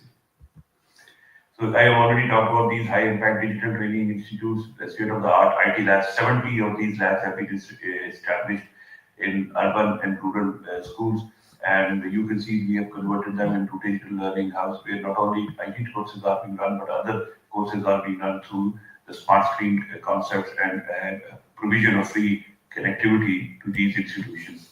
We have also started establishing STEAM robotics and AI labs in schools, and it started rolling out. Inshallah, by end of this year, we will be establishing 10 such big labs in different colleges, and we will establish a network of 5 primary schools connected with each lab in these colleges. So encourage students to learn these high impact technology initiatives, and their imagination should be triggered. We have started utilizing the underutilized different infrastructure projects which were abandoned for last 15-20 years. So 2 hostels which were abandoned for 20 years, they have been converted, one into IT Institute and given to GIK, and one has been given to Pakistan Institute of Fashion Design. Similarly, 2 other colleges, they had abandoned big hostels, so they have been converted into new academic blocks. We established 5 software technology parks and colleges in Islamabad, where the girls and boys, they are allowed to work in a co-working space, free internet, free electricity, and no charges from them, so that they can learn a lot and they have a nexus connectivity with the industry from their college. So such initiatives are going on. A lot of other things are coming up. We have converted almost 225 schools of Islamabad into smart schools with smart screens, digital access. Teacher training is very important. So we have hired 75 computer engineers and software engineers and deployed them into 150 schools to teach coding and AI in schools. Similarly, we have hired 120 education fellows who teach for Pakistan. They are now teaching in rural schools of Islamabad. We are going to hire 150 more entrepreneurship and tech fellows who will be teaching entrepreneurship, computer and STEM in high schools of Islamabad. We have started foreign languages courses in public schools where teachers are now teaching students Japanese, Korean, Chinese, German and Arabic. So we have tried our level best to make our public schools so attractive that those people who are from marginalized communities, those who can't afford high-end private schools, they should be attracted towards these public schools with excellent facilities. You can see we have collaborated with Google and established 2 Google reference schools in Islamabad. And in addition, we went to the finance ministry that for us to purchase laptops for students is a very difficult proposition financial. So we may be allowed to purchase refurbished Chromebooks from the market. And thanks to the finance ministry, they have allowed us. So we will inshallah flood our schools with these budget Chromebooks so that the kids can have access to technology, and they are being provided by all the platforms available to learn from this tool. And by a lot of other initiatives are being rolled out. We are positive. We are hopeful that things will improve. One good information, I don't know whether anybody likes or not. In the last 5 months, 6,000 kids have transferred from private schools to public schools. It's just 16 colleges. This is the first basic data. So this is the level of intervention which has helped us in generating confidence in the local people about the quality of education in Islamabad. We had a lot of summer camps. We have started campus tours of different universities of these public school students. We had a lot of education information fairs. We carried out a very high-tech space week. We have provided schools with telescopes, with all the training so that they should look upward, they should be excited about their future. So hope is there. The only thing is of sustainability and political ownership. If we get that, inshallah, we are not looking back. Positive, and we are not doing it ourselves. We have a lot of partnerships with our private sector partners, non-profit sector partners. So it's a teamwork. We are using every resource at our hand to improve the quality of education of students and to restore confidence in the public sector of Pakistan. So this is my messages of hope, messages of positive results. Inshallah, if we continue on this path, the public sector education system of Pakistan will improve, and we will try, and we are shifting or transferring these initiatives to other provinces also. KP is picking up, Balochistan is picking up, Punjab is also replicating some of these initiatives. So inshallah, our new generation deserves better than this, but we will try our level best to be as positive and as innovative as we can. Thank you very much.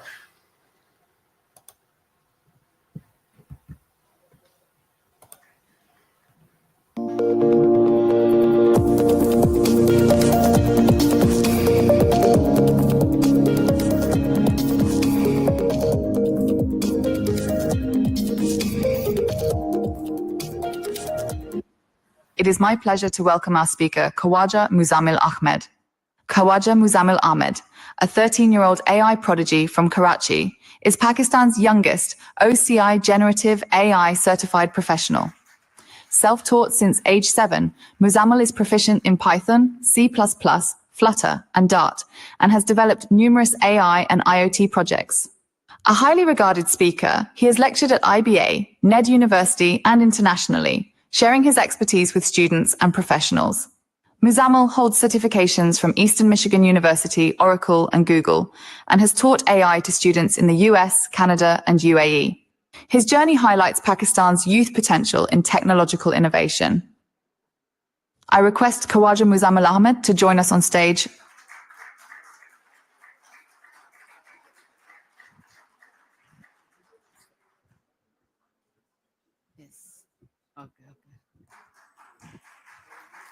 Assalamu alaikum.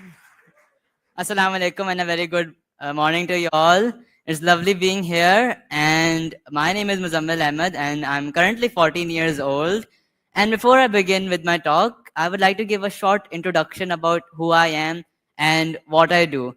So I wrote my first line of code at the age of 7, and since then I've been heavily invested in learning all sorts of emerging technologies such as IoT, generative AI, so much so that in the past year alone, I have won various competitions such as Microsoft's Azure Fest 2024, and most notably, the Pasha ICT Awards held little over a month ago in Islamabad, where I won gold. Other than that, I've taught over 75 plus students across the world in likes of Canada and USA, emerging technologies at top institutes like Eastern Michigan University and more with UTech. And furthermore, I've been invited as an avid public speaker and keynote speaker at multiple institutes such as IBA, Generative, and more.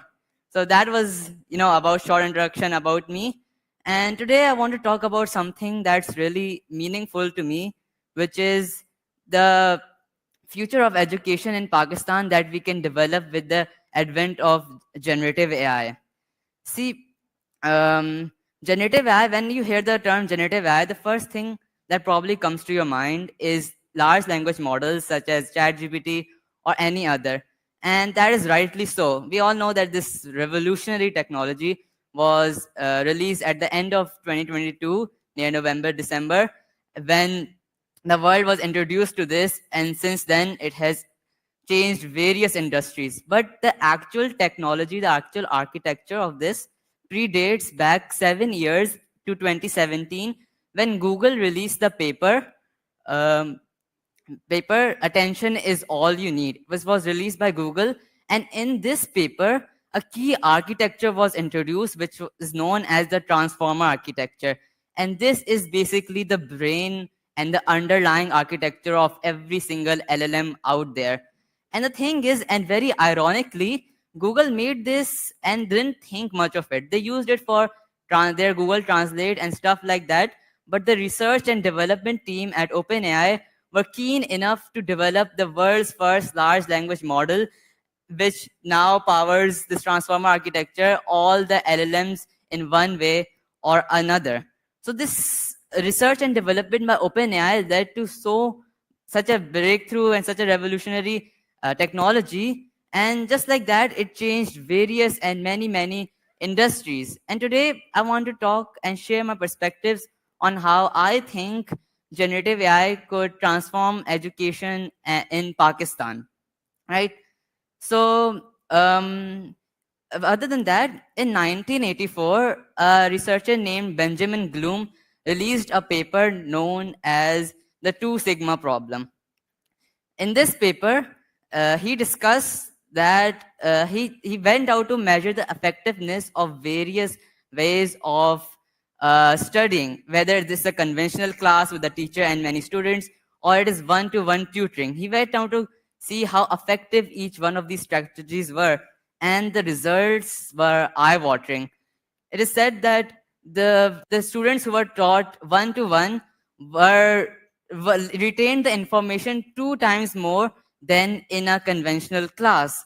And the reason this paper was called a problem, the 2 sigma problem, was because back then in 1984, there was no way there would be enough resources for a single teacher to give one-on-one teaching and tutoring to all their students in the class.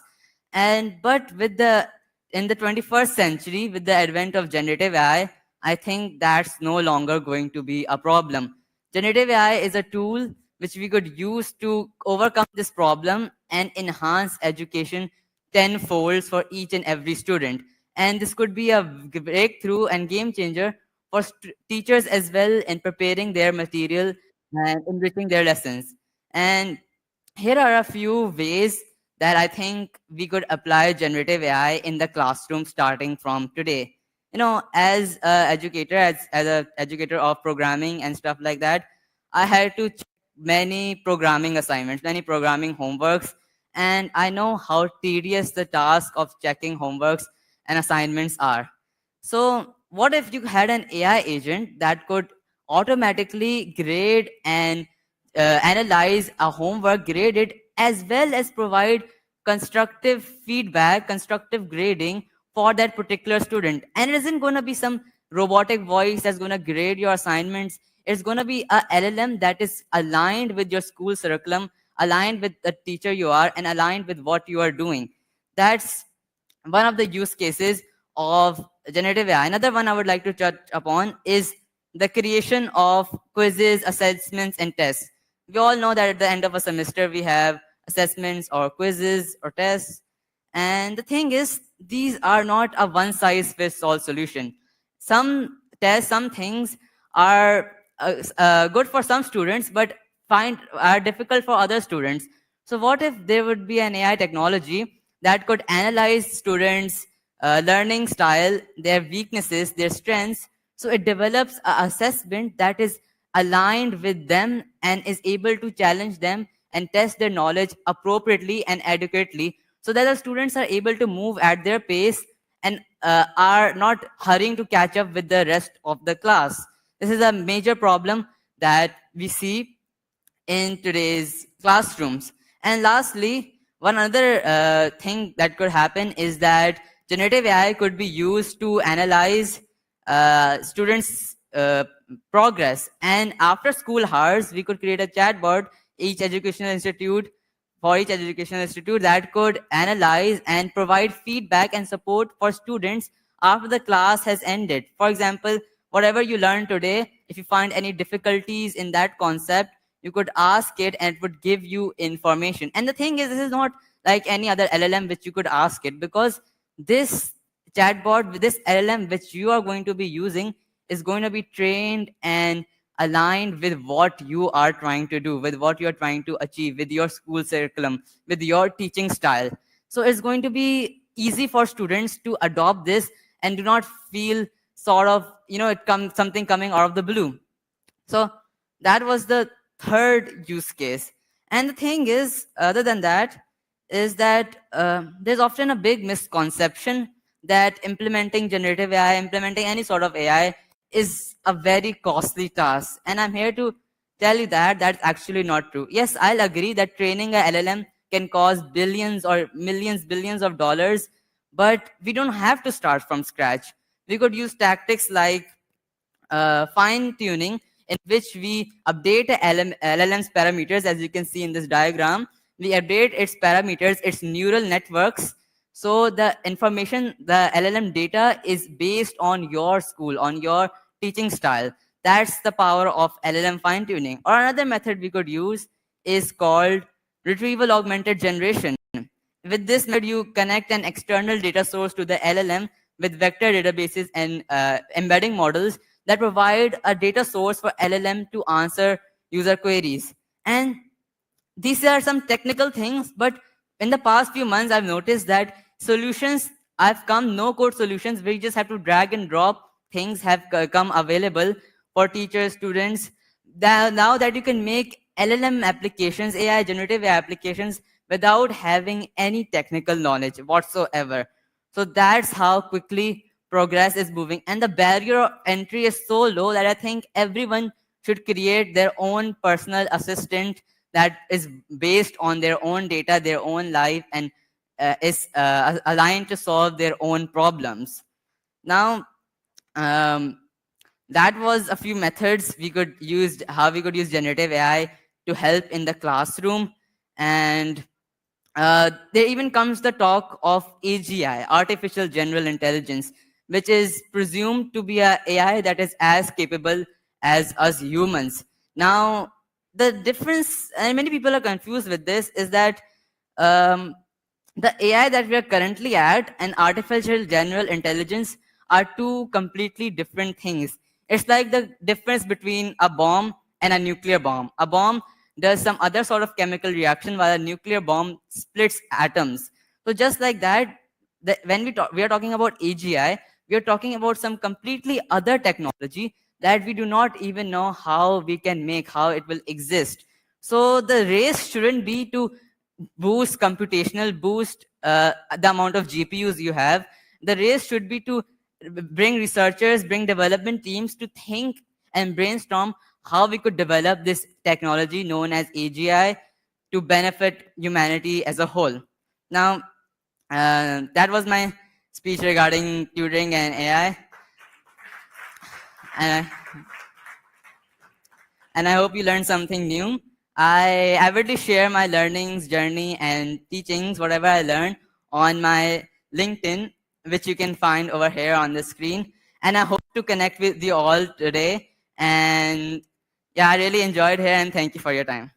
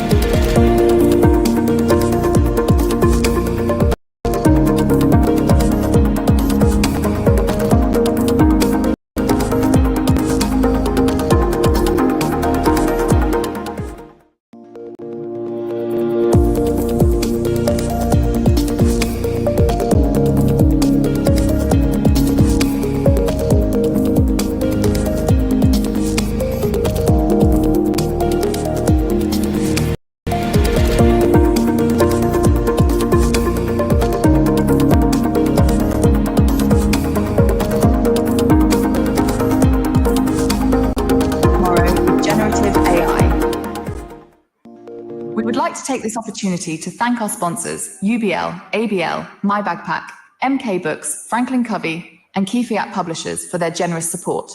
A special thanks to our lead sponsor, UBL, whose contribution has made SOT 17th possible and impactful.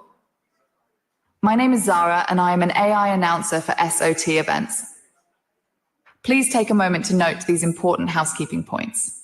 Please ensure your cell phones are silent. In case of an emergency, please proceed to your nearest exit point. Always stay calm and follow directions. Please use the SOT app to scan the QR code for session feedback. Share your thoughts on social media using the hashtags Guardians of the Future and SOT 2024. If you need assistance, our ushers are here to help. The panel discussion will last for about 45 minutes, followed by 15 minutes for Q&A. To share questions, please either use the index cards provided by the ushers or the mobile app. We are delighted to have you with us today for a panel discussion, which promises to be an insightful and engaging conversation. This panel will explore music in the age of algorithms, how AI is revolutionizing music production, bringing together thought leaders, experts, and practitioners to share their unique perspectives and engage in a dialogue that inspires action and innovation. It is now my pleasure to introduce our esteemed moderator for this session, Zohaib Kazi. He is a multidisciplinary artist and music producer known for his innovative work in music, storytelling, and visual media. He gained fame through his decade-long involvement with Coke Studio and has collaborated with brands like Coca-Cola and Red Bull. His accolades include a Cannes Lions 2024 award for the UN Women's Campaign. Zohaib's projects, such as his album Ismail Ka Urdu Sheher and his trilogy of music travelogues, showcase Pakistan's cultural heritage. His studio, Karma Collective, develops high-resolution sonic assets for global creative platforms, with upcoming releases Karachi Street Sounds and Karachi Beats Bazaar, debuting in November 2024. Thank you once again for joining us. I now request the moderator of the session, Zohaib Kazi, to join us on stage.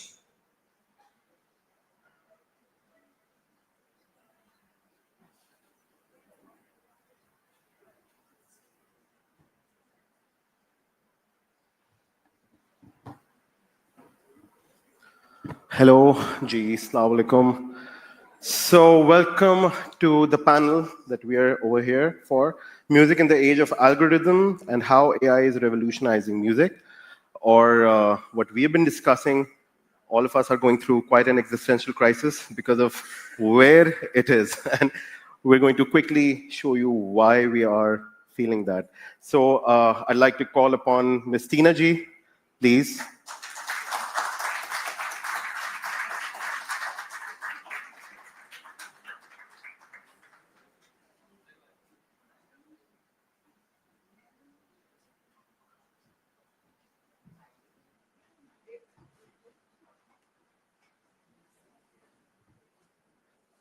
Bilal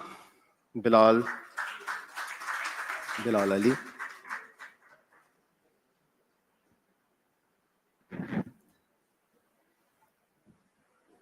And Sinan Fazwani.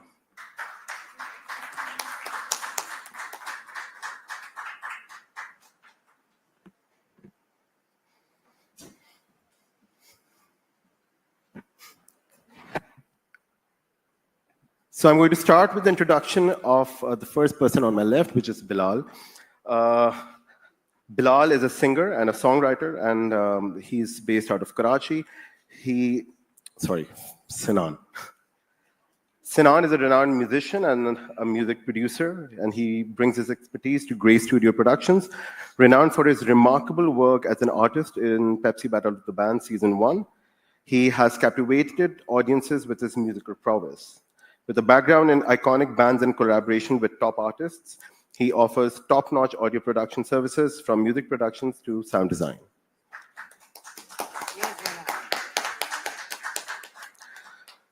I don't know how to introduce Tina Ji because she's such a legend, and it's such an honor कि वो हमारे साथ है. I don't think there's enough on this cue card for me to say anything about Tina Ji's introduction. She's a pride of performance. She has colored all of our childhood and our adulthood, and she has mesmerized us with her voice and her ghazals and her songs. She's been doing that for around 40, 50 years, and I hope she continues to do so now with the help of AI, hopefully. Tina ji, there's a lot that I could have said, but this is coming from the heart. Bilal is the lead vocalist of the rock band Kashmir, who were the winners of Pepsi Battle of the Bands in 2017. Along with his exceptional vocal skills, he is now working on his second album, which we are all looking forward to. So we are going to start the session, and we are going to keep it. Let's start with existential crisis. Yeah. So Sinan, how about you first give us a demonstration of how good AI-driven music has become? We're going to give it a command, and AI is going to generate music in real time on his laptop. So Sinan is going to do that. And we should maybe make a song about Karachi heat. I think that's quite a subject that maybe we can. Karachi ki Garmi? Okay. So yeah. Mic's working. It's good. So Garmi is heat in Urdu. So he'll be using indie Urdu song about Karachi's Karachi's weather. Karachi's weather, right? Karachi heat. Wait till you guys hear this. He's using a website called Suno, which is out to take all of our jobs. Yeah. No, I think the first time when we tried it out and we heard what they can do with this AI generation tool, I think we were really shocked because it did not sound like this was AI. Because I think we have a perception that AI in general is not supposed to be this good. And it really did shock us all. So I think we should do the same with the audience right Yes. now. The song's ready. Let's play it. So yeah, he generated this song using a command prompt. Right now, it took him like, I don't know, 20 seconds maybe? Not even that. 5-10 seconds. Yeah. 5-10 seconds for the website to render. So please go ahead. उठ रही है धूप हर जगह, चमक रही है चमक हर तरफ, गर्म हवाएं चल रही हैं यार, कराची का मौसम तो है बेखौफ।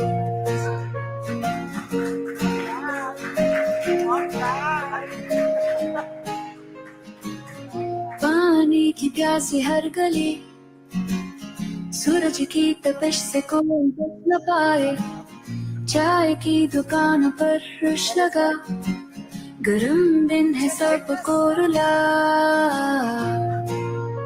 Sinan, I think our point has been conveyed. Yeah, I think इससे ज़्यादा फिर हमें डर लगना शुरू हो जाएगा. Yeah. So this song, the vocals, the lyrics, the music, all of it was generated in like 5-10 seconds using just a command prompt. So you guys technically wouldn't be needing us, and you won't have to go through our tantrums and our mood swings, all of that. Oh yeah. English, of course, yeah, all of that works. The next one. Sure.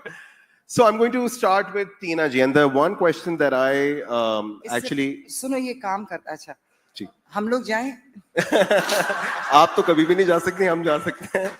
So the one question that I wanted to ask, that I asked Tina ji when we were doing our prep session, was that what if a record label comes with a lot of money and they ask you for your catalog, and not just your catalog, your likeness, your personality, your image, and your voice and your nuances? Would you sell that? Would you be comfortable in doing that? Would you be comfortable in giving your legacy either an extension and an extension giving control of your legacy to someone else? Would you be comfortable with that? अच्छा इससे पहले कि we talk about this, I think let's give them a background of why we're saying this. Ji.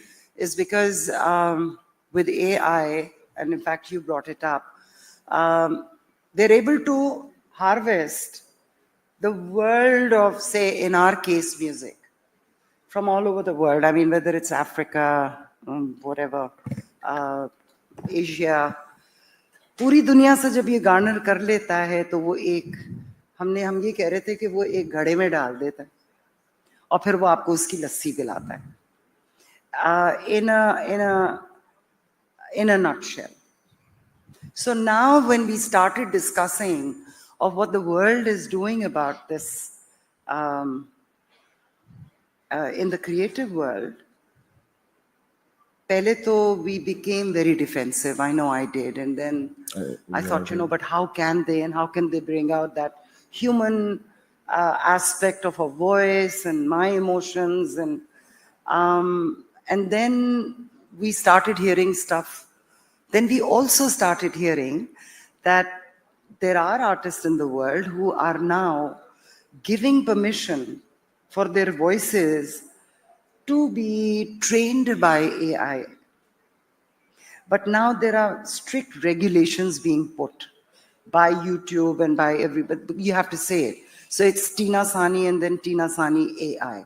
That has to be put across. Now, whether we're behaving like or wanting to be like the pharaohs, after life mein jeena hai, to music, main apni awaaz bhi de jaun, ya koi bhi apni awaaz de jaye. We are all unclear, I'll be very honest. And I've been watching a lot of podcasts here, internationally, world over. This technology is growing so fast and it's becoming so good that aaj jo hum sun rahe hain, maybe you can tell partly that it's AI. But believe me, very musical ears will very soon be the only ones who may detect that this is AI. I was hearing a very interesting baat hi lambi hogi. Would I give Please kare. Ji. copyright? Ji. You know what? I am worried what kind of lyrics they would use on my voice. Because I've tried to work hard on that, to create, content which matched whatever I was thinking. So, but would I be able to stop it? Yes, I could copyright my voice. I think we should and move with that concept. Yes. Okay. Bilal, I'm interested to know your point of view as a vocalist. एक minute, 100 साल के बाद क्या होगा? Copyright कितना चलता है? 100 साल? 99 years. Oh, I'm very Depends. worried. I'm very worried. It really depends. 100 साल बाद क्या होगा? In some cases, it's also 10 years. But Bilal, I'm eager to know your viewpoint on how do you think copyright would work? Because we all know that when we are talking about AI-generated music, it's using a neural learning, it's using deep learning, it's using data sets, it's also using speech recognition, etc., etc. So where does the copyright fall over here? Because what it's doing is that at the end of the day, it's driving inspiration and it's learning from a massive data set. And someone can maybe like we use pitch shifting softwares. Someone can tell the AI to make a song sound like Bilal, but we can always up the pitch a little bit. So how do you think the copyright should work or would work in the case of AI generated music? I think they can copy your tone and voice बहुत अच्छे से, but वही बात है कि एक vocalist है, बहुत फेमस वोकलिस्ट, वो एक तरीके से गाता है, आज तक उसने फॉल्सेटोज यूज नहीं किया है, वो फॉल्सेटोज यूज करता ही नहीं है. In the case of Atif Aslam आप देखें, I am a huge fan. मैंने उनको 2018 के बाद पहली बार फॉल्सेटोज यूज करते हुए सुना है गानों में. तो अगर उन्होंने पहले जो अपनी आवाज डेटा दिया हुआ है उसमें फॉल्सेटोज उन्होंने नहीं यूज किए तो AI भी नहीं यूज करेगा, बट आतिफ असलम तो कर सकते हैं. तो there is a lot of ways जहां पे आई थिंक बड़ा मुश्किल है कॉपीराइट डिसाइड करना, ये तो लॉयर्स ही बताएंगे बेहतर. But as a musician, as a vocalist, वही बात है as per hour conversation earlier कि आवाज मैच हो सकती है, इमोशंस मैच नहीं हो सकते. आपको नहीं पता होता आप किस बारे में कल एक गाना लिखने वाले हैं, आप किस चीज के थ्रू गुजरेंगे, खुशी गम आपको नहीं पता होता.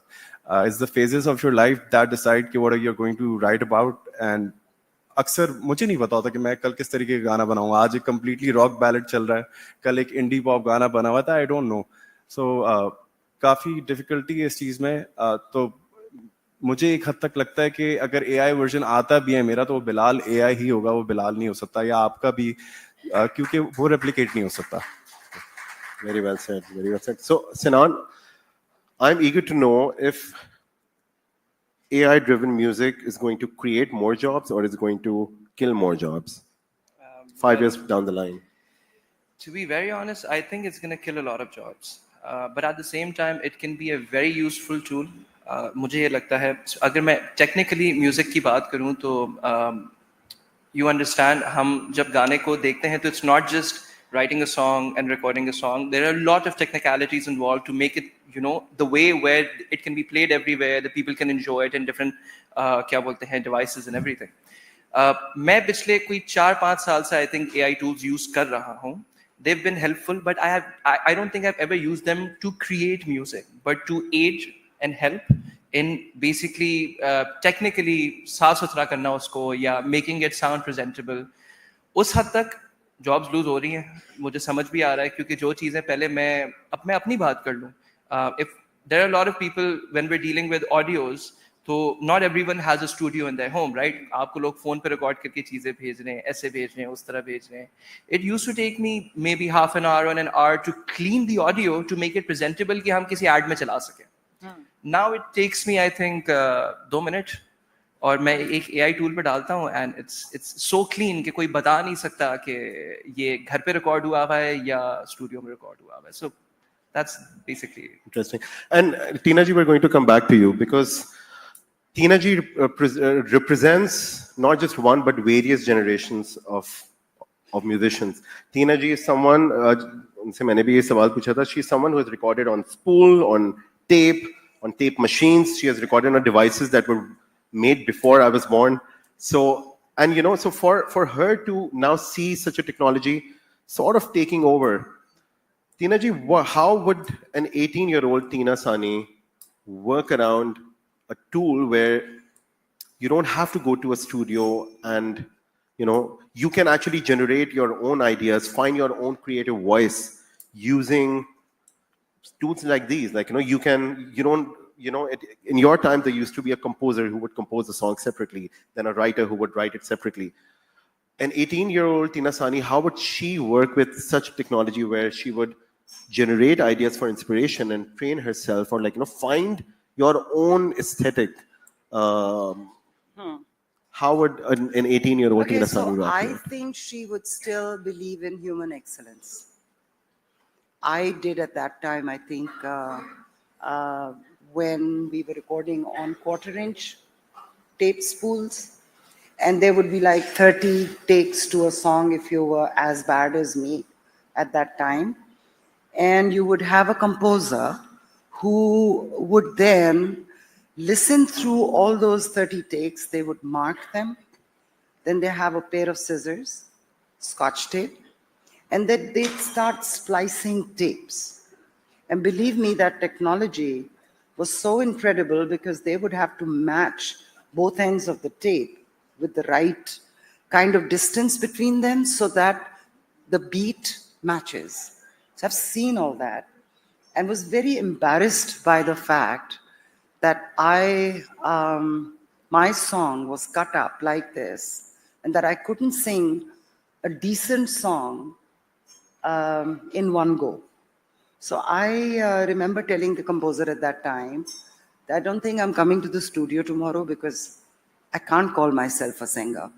I mean, tomorrow if somebody says sing this live, I won't be able to. You know, this is being an imposter. And so, of course, as an 18, 19-year-old at that time, I was going through that major embarrassment.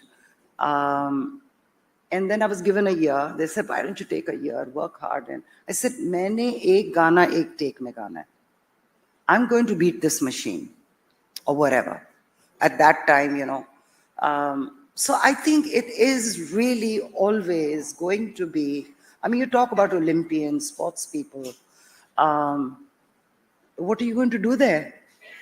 Yes, trainings have changed for the Olympians. For tennis players, their rackets have changed. Technology has helped in creating equipment which is making it better for them to train their whatever muscles and but I think I am still, and at that time was still, a believer in human spirit and what it can achieve. And to me, even today, I've been through this entire, from that quarter-inch to buying one of the first sequencers. Yes, we were the ones who brought in the first sequencers. So we were using pianos. अब कितने सालों से जो favorite गानों में piano सुनते हैं, guitars फिर भी हमारे पास होती हैं, या बहुत सारे इंस्ट्रूमेंट्स होते हैं. They're now all generated through sequencers, not AI generated at that time. Electronics तो कब की आ चुकी हैं. हमारे पास तो कितने इंस्ट्रूमेंट्स खत्म हो गए हैं. We don't have grand pianos. We don't even have anybody who can tune them. But you know, they've gone so much better at creating a fabulous sound of a grand piano in a hall, grand piano in a small room, etc., etc. So वहाँ तो technology हमने बड़ी अच्छी. But believe me, if I were to play a piece on a grand piano, I better know how to play piano and what it sounds like. Or say a flute player. हम शुरू में जब flutes बहुत खूबसूरत sounds आई और हमने पहली दफा we had a library of flute sounds, तो हमने use करनी शुरू कर दी और हम भूल गए थे कि बांसुरी वाला सांस भी लेता है. तो 3-3 मिनट के pieces हम बजाते थे और साफ पता लग जाता था कि ये तुम लोगों ने चीटिंग की है. So idea was to sound like a human. AI भी बेचारा कोशिश यही कर रहा है to sound like us, है ना? तो ऐसे आसानी से तो हम अपना गेम नहीं छोड़ेंगे ना. I would use it. I am totally, I've been very lucky that I've seen this entire, worked with these tools. I know what they can do for me. As a vocalist, I use it. I know that today I can get out of the studio in 1 hour, but मुझे बड़ी तिश्नगी रहती है. हम तो 24 घंटे studio में रहने वाले लोग थे. वो चाय, वो ब्रेक्स, वो क्या करें यार, ये कंपोज नहीं हो रहा. वो तबले वाला अपना पीस बजा के कहता है जी ये कैसा है. वो जो सिनर्जी होती है ना लोगों की, वो देखिए मैं फिर बहुत बात लंबी कर रही हूँ. प्लीज आप क्या करें, आप तो को इजाजत है, हमको इजाजत नहीं है. मेरे ये हम लोगों से सवाल जिन्होंने इतना थोड़ा टाइम गुजारा है इस फील्ड में, बहुत डेंजरस होता है. तो बहुत सारी चीजें होती हैं जो याद कर रहे होते हैं. बट प्लीज चले हम आपसे एक प्राइवेट सेशन करेंगे. I want the boys. Bilal, I'm interested to know कि you know like in South Asian scales there are like around 22 shrutis, and Western scales there are like around 12 notes. So there are these nuances of South Asian music which I feel might be a little bit hard for an AI to learn. As Tina ji is saying, as you are saying, that there is an element of human spirit that's there. How do you think that would we be able to identify AI-driven music from human-generated content? Honestly, I used to think we would be able to, but the improvement in such a small period of time, I think 5-6 महीने बाद you won't be able to tell. With the Flutter right now, and like even we were talking about कि अगर आप auto tune use करते थे, आपको पता चल जाता था कि ये melodyne हुआ है, ये auto tune use हुआ है. But अब वो Flutter आ रहा है. For example, I heard a Arijit song, but in Mohammed Rafi Usaji's voice, and it was beautiful. उसमें but उसके अंदर वो Flutter था. But I think even the video generator, Sora was introduced recently. So you used to have a frame rate jitter. वो जब से Sora introduced हुआ है, वो frame rate jitter जा चुका है, वो distortion जा चुकी है. Yes. So I think the same thing with music. कुछ टाइम में हमें नहीं पता चलेगा. हम I think फिर उसी तरीके से बता पाएंगे कि टीना जी ये वाला गाना कभी नहीं गाएंगी. I don't think Tina ji will sing these lyrics. And Zuhaib, that's like मैं social media पे social media पे मैं देख रही होती हूँ. मुझे फैज साहब की शायरी से जरा ज्यादा लगाव रहा, तो इतने सारे गलत शेर फैज साहब के नाम, इतने सारे गलत शेर गालिब के नाम. बेवजन शेर, जिसमें मैं मतलब without even confirming with anybody, I can say Faiz साहब ये कह ही नहीं सकते. But having said that, Bilal, मैंने एक वो जो रिक बियाटो है जिसका नाम है, जिसकी मैं सुन रही थी, एक बड़ी interesting. Now internationally musicians are talking about this. They all are we are all in the same boat, whatever age group. We are all to the point where as humans, we have to take stock of ourselves as artists as well. So बड़ी अच्छी बात बोली उसने, कहा कि 90% people, if they like a song, they really don't care how it's produced. Yeah. आपको गाना पसंद है, उस पे आप डांस कर रहे हैं या जो भी कर रहे हैं, they really don't care. So I mean techno music भी आई, वो तो मुझे समझ ही नहीं आती, but the point is expertise वाला बंदा समझ सकता है कि अच्छा इसमें ये है तो मैं तुम्हें बताऊं ये रियल नहीं है. बट हम जब लोग सुन रहे होते हैं कोई चीज, तो उनको एक अगर गाना अच्छा लगता है, अच्छा ये मैजिक तो दुनिया में किसी को समझ में नहीं आया कि लोगों को कोई चीज अच्छी क्यों लगती है और अच्छी क्यों नहीं लगती. एक बेहतरीन गाने वाला, सुरीला गाने वाला, कोई फ्लॉ नहीं है. He doesn't make it or she doesn't make it. Somebody else who's got 100 flaws, कुछ नहीं है सही, मगर वो क्यों, तो ये भी एक हमें नहीं पता होता. इसके साथ तो इस ह्यूमन कलेक्टिव के साथ ना हम आर्टिस्ट कभी जीत ही नहीं पाए. We don't know what they like. इसका कोई फॉर्मूला नहीं है, वरना हम रोज हिट गाने बना रहे होते. यही हम ब्रांड्स को भी कहते हैं, यही हम सब ब्रांड्स को भी समझा रहे होते हैं. We don't know why they like something and why they like a person and why it happens. So whether the human spirit will continue, and I think it will, 100%, it will continue to ये इसको challenge करेगी machine को, क्योंकि human beings की एक मुश्किल ये है, और बहुत अच्छी मुश्किल है, कि वो कहता है नहीं मैंने हारना नहीं है. जो नहीं हारेगा ना, वो इतनी एक्सेलेंस क्रिएट करेगा कि वो I think it's just going to raise the bar. I really think it's going to raise the bar. And the ones who were taking refuge behind this technology and that, वो fall away हो जाएंगे. ये science में भी होगा, ये painters में भी होगा, हर जगह ये क्वेश्चन है. अब देखते हैं साल में क्या होगा. Okay, so Hamad's been looking at us for a bit. Let's ask him a question. Him too? Yeah, Hamad. He's been waiting impatiently. Bring him on. Yeah, reminds me of 1984. Hamad, how's your day going? Yeah, that glint in the eye, that tear in the eye.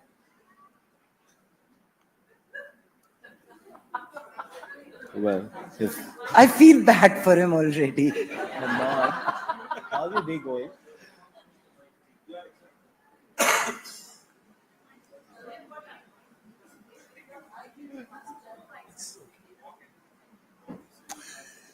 ये AI में सुकून बहुत होता है. But this one's not working. बेचारा सुकून से खड़ा. वैसे यहाँ पे जब तक हम हमाद का इंतहा क्या? How's your day going? Sure. उसको नहीं आई समझ में. इतनी देर में हम गाना कर लेते एक पूरा.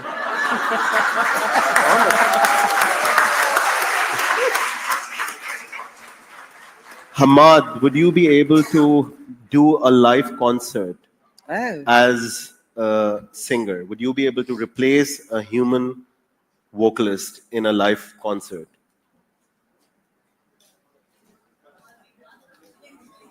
Ooh, now that's an intriguing thought. While I can bring some serious vocal flair in a digital space, replicating the raw energy and emotion of a live human vocalist is a whole different vibe. I'd love to support and enhance live performances, but I think the magic of live music really lies in the connection between the artist and the audience. Wouldn't you agree? Yes. Great humble words. Sinan, I'm going to come to you. And I think generally when we think about AI, humans are generally insecure species, and we are very, very protective of our territory. But I think there are some really positive uses of AI as well, and that is restoration. I think a lot of audios can be restored, a lot of visuals are being restored, a lot of old videos are being upscaled now. What tools are you using, and what tools do you think are right now available for an average user, that they can maybe implement into their everyday sequence of? Okay, in terms of cleaning an audio, सबसे पहले तो usually what I use is Adobe का podcast. So that does most of our job for us, right? हम सफाई, whether it's restoring old material, क्योंकि audio has progressed in decades. So it did not sound as good. When I say sound as good, I'm talking about the quality of the audio. It did not sound as good in the 60s, 70s to what it does now. Of course, there's a debate कि यार आप कौन से medium पे सुन रहे हो, किस तरीके से सुन रहे हो, क्या है, but that's another debate. But in general, the quality has gotten better. तो अब हमारी आदत हो गई है, हम as an audience बिगड़ भी गए हैं. For the longest time, I couldn't listen to old artists because मुझे उनके mix नहीं अच्छे लगते थे. I'm like यार ये सुना नहीं जा रहा मुझसे. So now with these tools, I think they're giving the old artists a new life and renewing their music for the newer audiences. So I think it's a great thing. Okay, great. Bilal, I'd like to ask you, what ethical considerations come into play when it comes to AI-generated music? अभी जैसे कि हम बात कर रहे थे कि अरिजीत सिंह का गाना मोहम्मद रफ़ी की आवाज़ में हम सुन रहे हैं. वैसे तो सबने एक अच्छे तरीके से मतलब एज अ फैन बनाया ना वो, बट अगर वो इंसान जिंदा है और उसके साथ ये हो रहा है और उसके लिए कोई रॉयल्टी नहीं मिल रही या कुछ नहीं मिल रही, तो I think that's a problem for them. And even actually I am not sure कि क्या क्या मसले आ सकते हैं. I am just thinking about it right now, और बहुत सारे मसले हो सकते हैं. I just saw a post about Robert Downey Jr. Being like, "Bhai, I am not going to sell any of my images to the big studios, and they can't use me after I'm dead." So, abhi kisi ko bhi nahi pata. I'm not sure about that actually right now. Okay, great. Tina ji, there's a constant request if you can sing a song. ये तो it's a set thing. I'm sure आपको पता होगा जब आप आ रही होंगे आपको गाना गाना. Yeah, get your AI to do it. चले आपकी आवाज से ट्रेन करवा के maybe. मैं वो क्लासिक लाइन जरूर इस्तेमाल करूंगी जो हर सिंगर इस्तेमाल करता है. वाकई में गला खराब है, थोड़ी खांसी है, honestly. But मैं थोड़ा सा गा दूं, बोल सुना दूं, क्योंकि इसकी बड़ी जरूरत है. इसको उधर कर दूं, but थोड़ा सा please, you'll bear with me.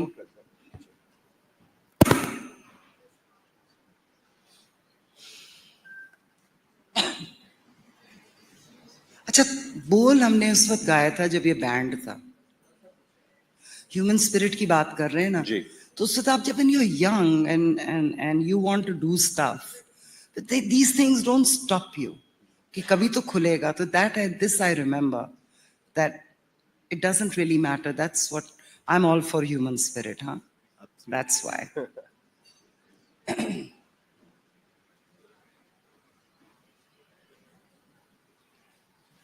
बोल के लब आजाद हैं तेरे, बोल जुबान अब तक तेरी है.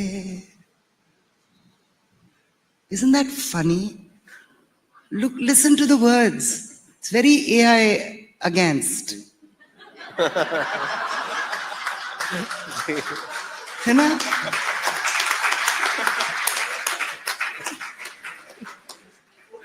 बोल के लब आजाद हैं तेरे, बोल ज़बान अब तक तेरी है, तेरा सुतवा जिस्म है तेरा, बोल के जाब तक तेरी है, बोल.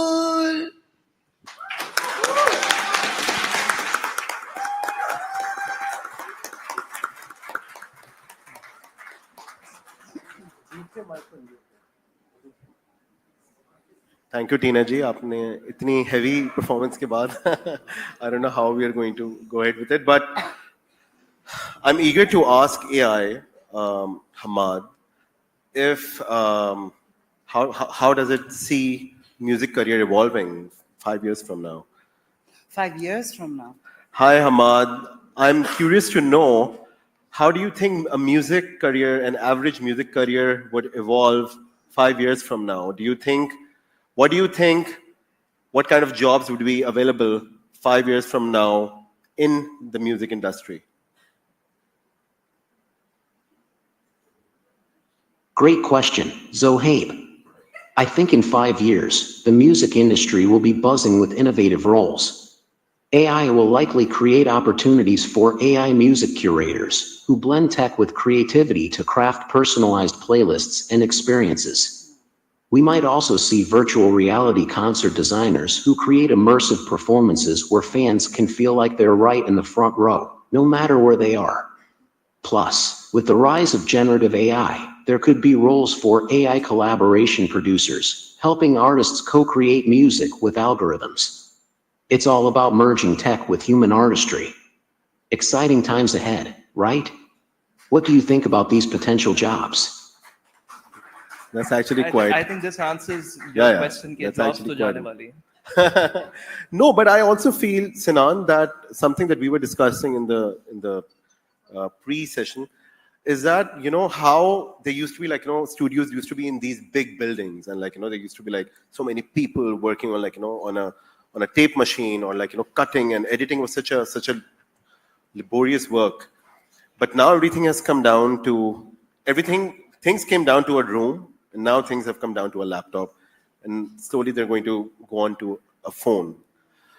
I think sometimes I wake up in the morning thinking how the future is going to be, because I'm terrified of AI and how it's going to take over. But I also feel that somehow laptop generated music or a room production system enabled so many creative people to come out, people who might have not had the opportunity to get a shot otherwise.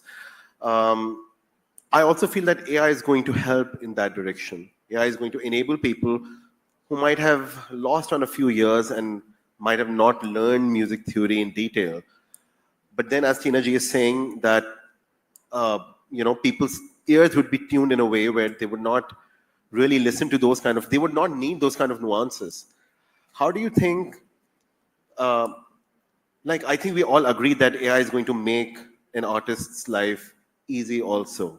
Of course.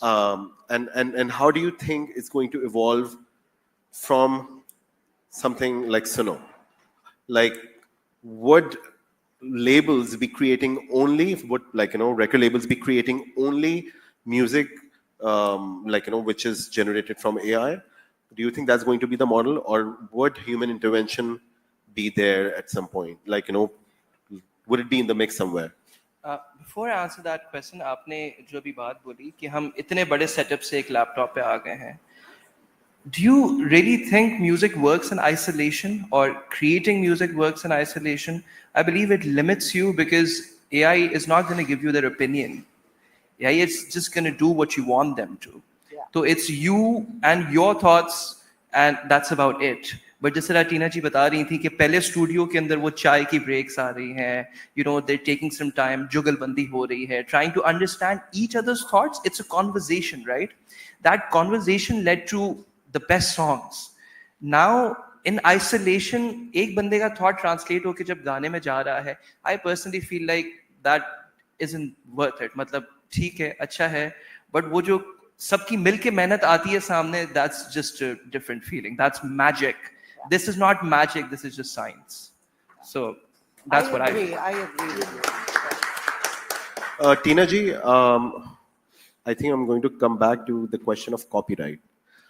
And that's such a gray. We are right now in the era of when the internet, was having the MP3s, back in early 2000s.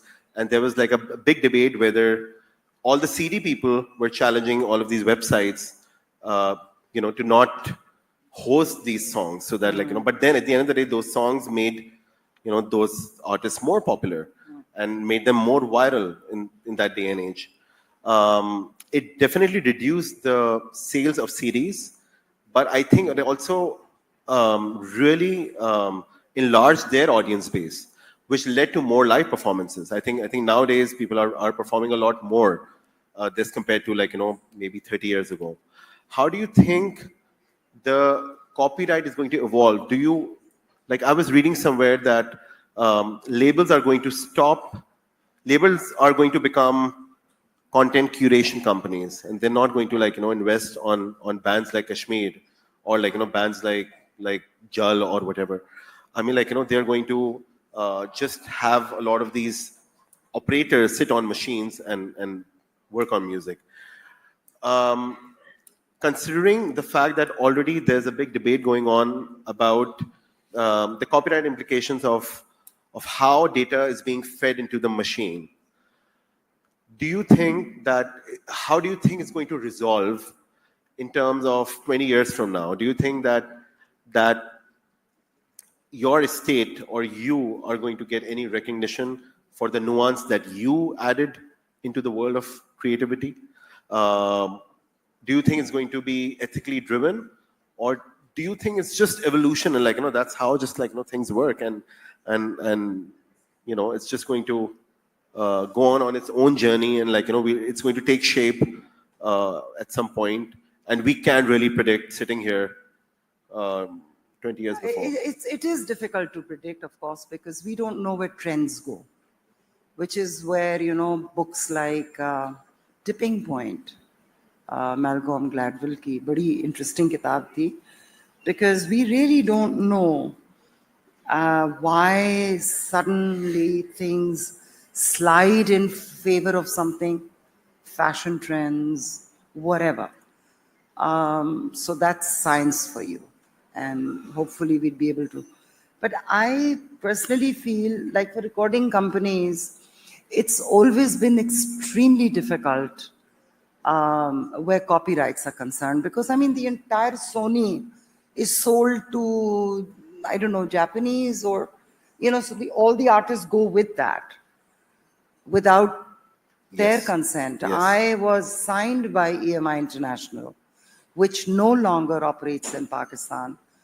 I was called, somebody in Bombay was doing an interview and they needed my songs. They said, would you get us the copyrights for this?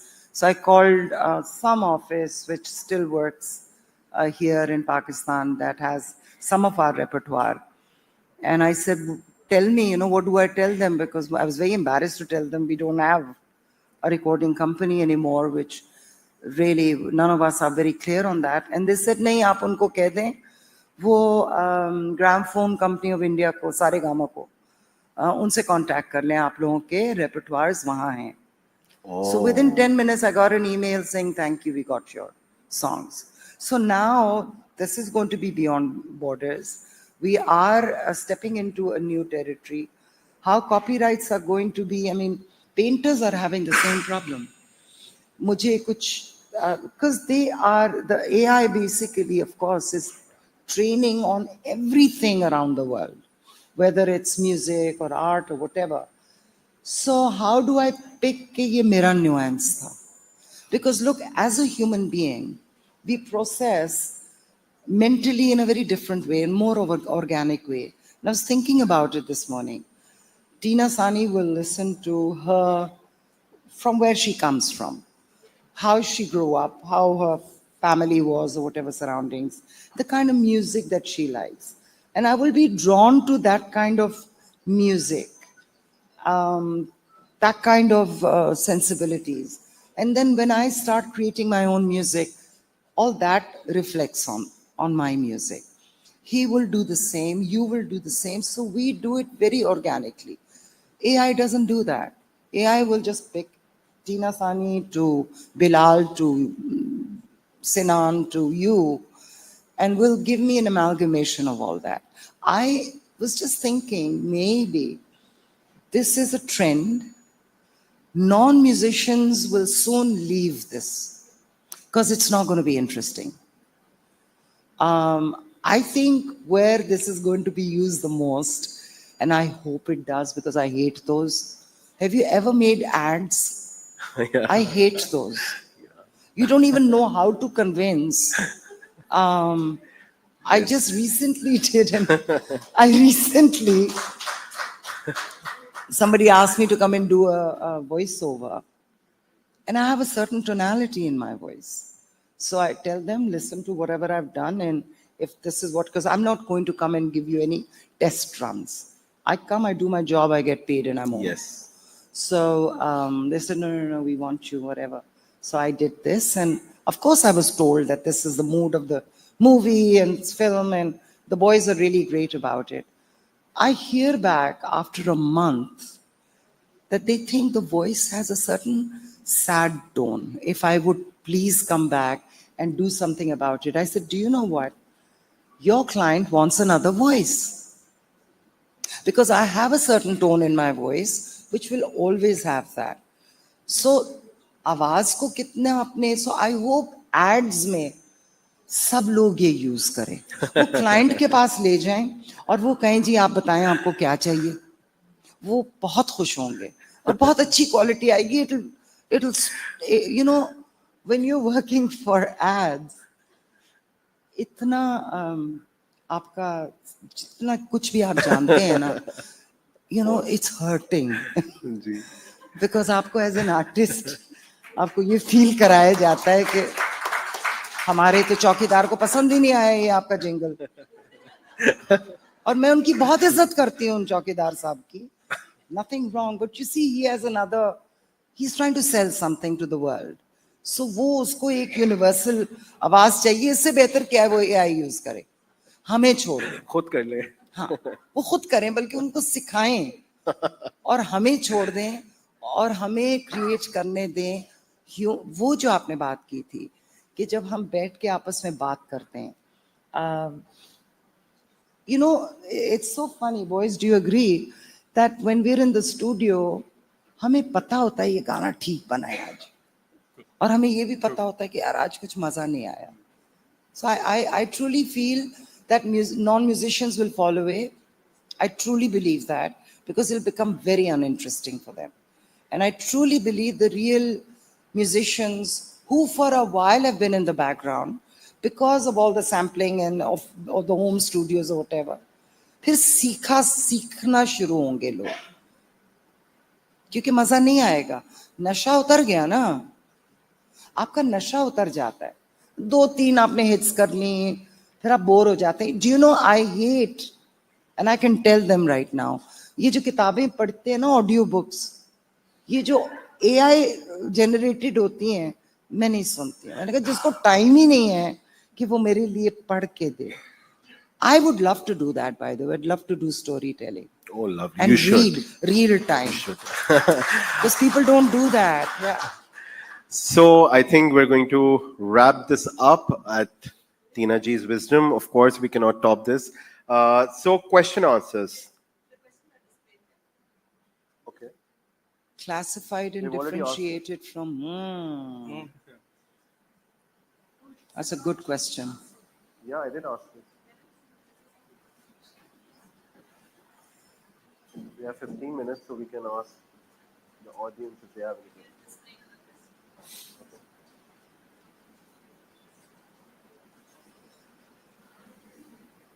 तो आप सबके लिए, अगर आप समझते हैं हम डरे हुए, हम नहीं डरे हुए. हमें कुछ नहीं पता क्या होने वाला है. Honestly, Tina Ji, we're they have a stepping request into a very new world, and I think I would rely on music, on my own expertise or whatever I know, and I'll surprise, maybe. Inshallah. Tina ji, they have a request for a question. What skills do you think an artist requires to develop today to stay relevant in the world of AI music? Themselves. बहुत रियाज. देखो इसका नहीं है नेमुल बदल. If you really love your art, please don't come in it for making money. ये सबसे पुराना rule है आर्ट का कि जब भी आपने आर्ट से पैसा कमाना है ना, you will start hating your work. You will start hating being an artist. इससे दाल रोटी कमाने का राइटर्स के लिए भी है, पेंटर्स के लिए भी है. Don't do that. You know something that you've been inspired. You're so good. You're an artist. You have a beautiful voice. Please अपना जो स्किल सेट है वो पढ़ें, कुछ जॉब शॉप करें, सारा कुछ करें, रात को करें. Make music. We all did that. I worked till I really thought that okay, fine, then I'll just do music. दाल रोटी के लिए ये काम कभी भी नहीं करना चाहिए. तैयार रहें, बिकॉज बिटर आर्टिस्ट से बुरा आर्टिस्ट कोई नहीं होता, जो पूरी दुनिया को आप लोगों को कहता है कि आपको समझ ही नहीं है मैं कितना अच्छा आर्टिस्ट हूं, और आप कहते नहीं सुनना भाई. इसकी कोई एक्सप्लेनेशन नहीं है ना. बट एज इन क्यों लोग घबराते हैं सब कॉन्टिनेंट में जब उनके बच्चे कहते हैं we want to be an artist, we want to be singers, we want to be guitarist और व्हाटएवर. वो इसलिए नहीं घबराते, वो काम बुरा समझते हैं. वो कहते हैं कमाएगा कितों, हाउ विल ही सर्वाइव. ये इंडिया में भी है by the way. That's all over the world. That's why people are scared of artist, क्योंकि जब वो करना चाहते हैं तो फिर वो किसी की नहीं सुनते हैं. सो scared of the children coming into this, because struggle है, बिल्कुल है. तैयार हैं तो आ जाएं, मगर साइड में आप ये कर सकते हैं. मैंने रियाज में, मुझे याद है, I used to work, I was to come back home. मेरे उस्ताद आते थे 5 या 6 बजे, फिर 2 घंटे हम उनके साथ रियाज करते थे. सुबह काम पे जाने से पहले भी मैं रियाज करती थी. वो अपना शौक था ना, किसी पे एहसान थोड़ी था. So please as a musician if you want to do this, रात को बैठ के आराम से अपने कमरे में रियाज करें, क्या प्रॉब्लम है. Get off YouTube and whatever. इतना मजा आता है. It is so meditative, it is so creative. 2 घंटे नहीं निकाल सकते, 3 घंटे नहीं निकाल सकते, इतना बिजी तो कोई भी नहीं होता. सो I really think the human spirit is the real artist is going to now emerge, because ये जो young बच्चे हैं ना, इन्होंने नहीं हार माननी. इन्होंने कहना आ जाओ, चैलेंज आ गया ना एक, मेरे से बेहतर हो, I'll show you. So I have good hopes. I really do.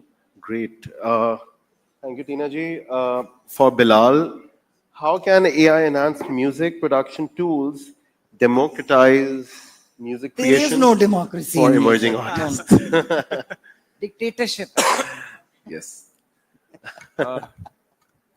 I think ease of access और इस फील्ड में एंटर होना बहुत आसान हो जाएगा. जब हमने स्टार्ट ऑफ किया तो I did not know music theory, but what is music? Music is everything you here around you.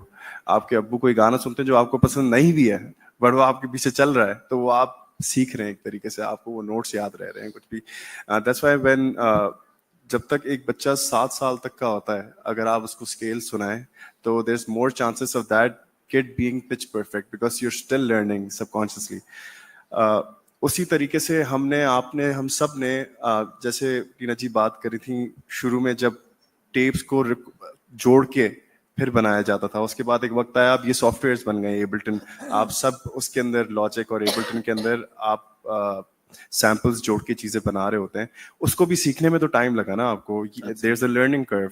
I think AI वो खत्म कर देगा, and it will be easy for the layman to enter the music industry very easily. अगर उसके दिमाग में कोई चीज है तो वो आराम से लिख के प्रॉम्प्ट करके उससे कुछ बना सकता है.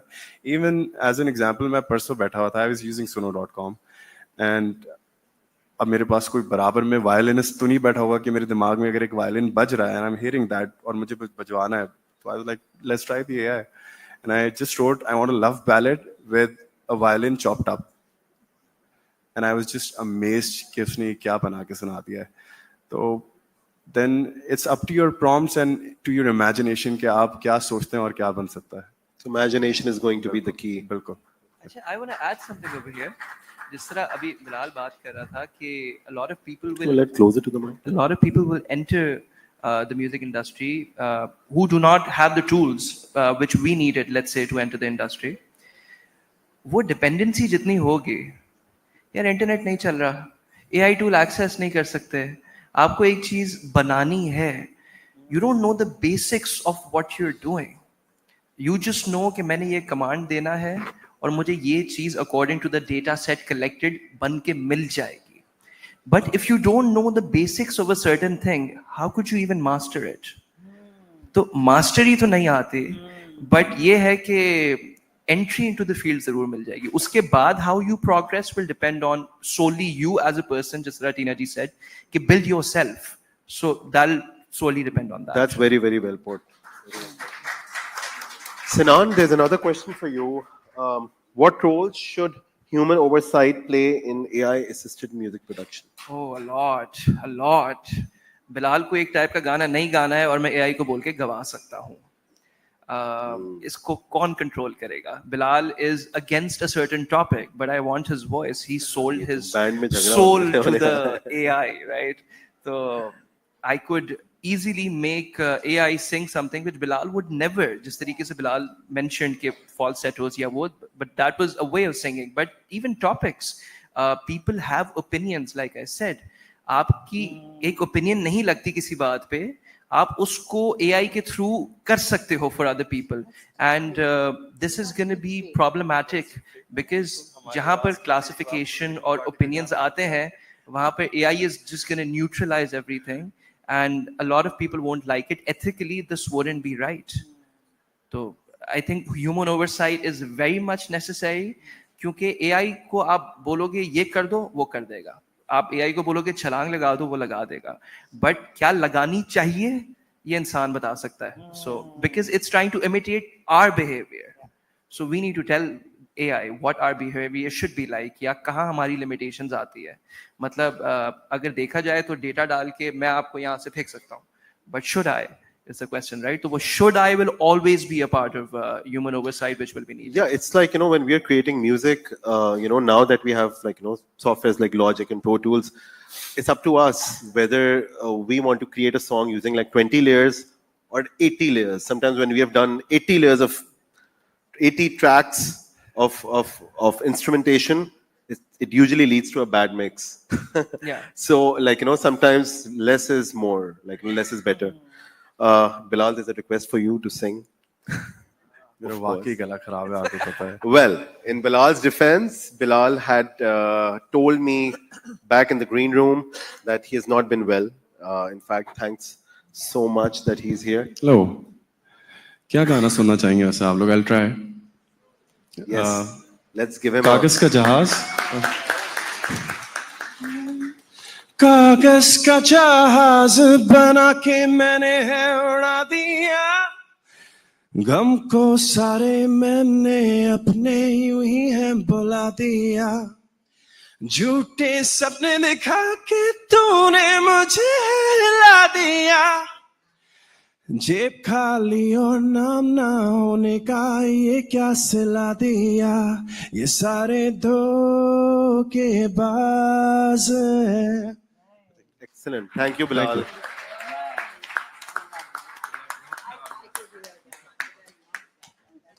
Sorry? Are we done? Okay. Yeah. So now that we're wrapping up, we all have a minute each to round up everything that we have said. So, Sinan, we're going to start with you. How do you want to close this?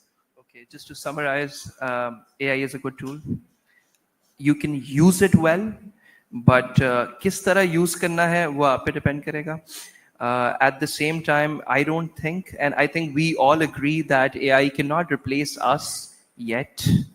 I hope it stays this way. I hope it does not develop emotional intelligence. If it does, we're done. Yeah. But till it doesn't, we're good. So yeah, just use it well. That's all I'm gonna say. Solid. Tina ji, आप वैसे ही इतनी ज्यादा wisdom हमें दे चुकी हैं, थोड़ी सी और मैं बस सिर्फ ये कहूंगी कि I don't think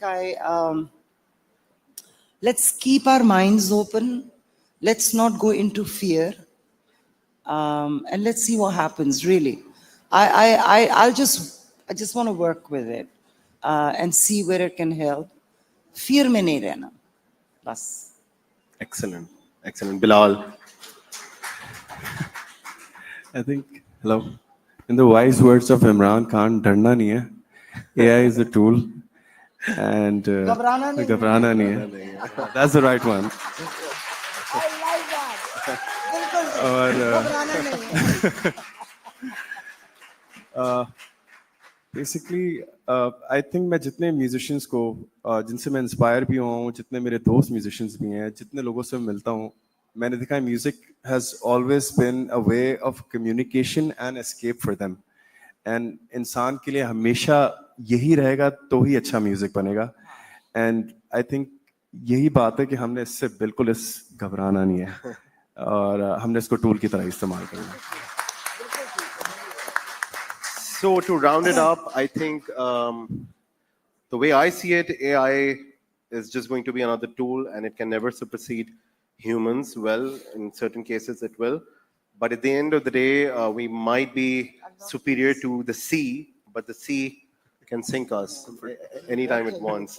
That's true. So it's a great tool that we can indulge in. It's opening up to more opportunities. It's opening up to more entry points.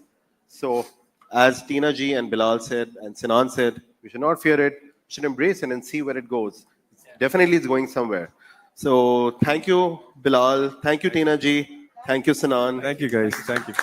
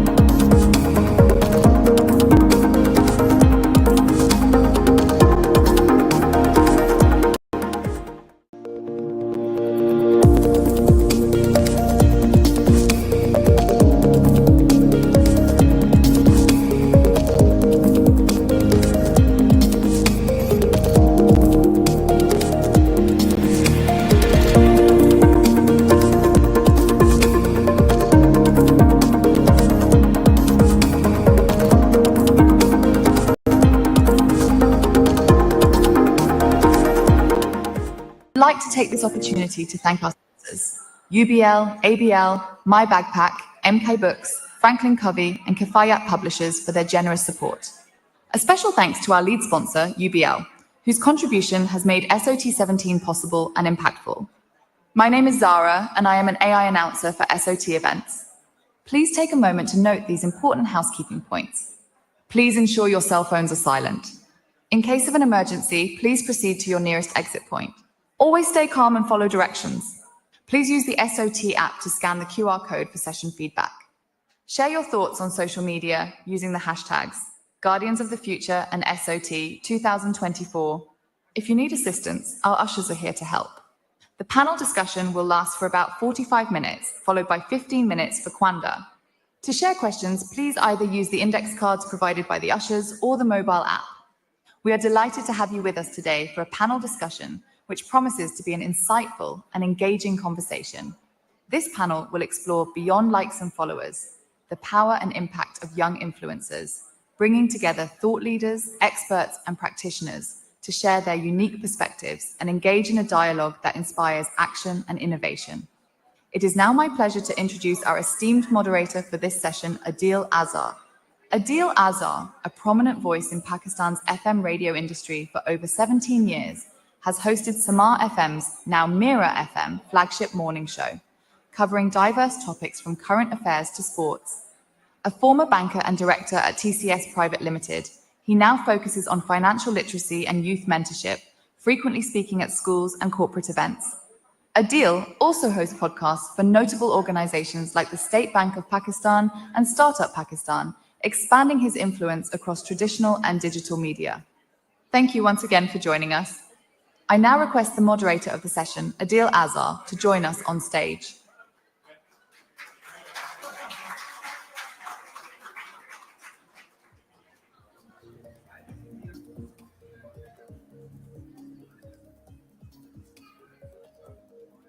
Hello.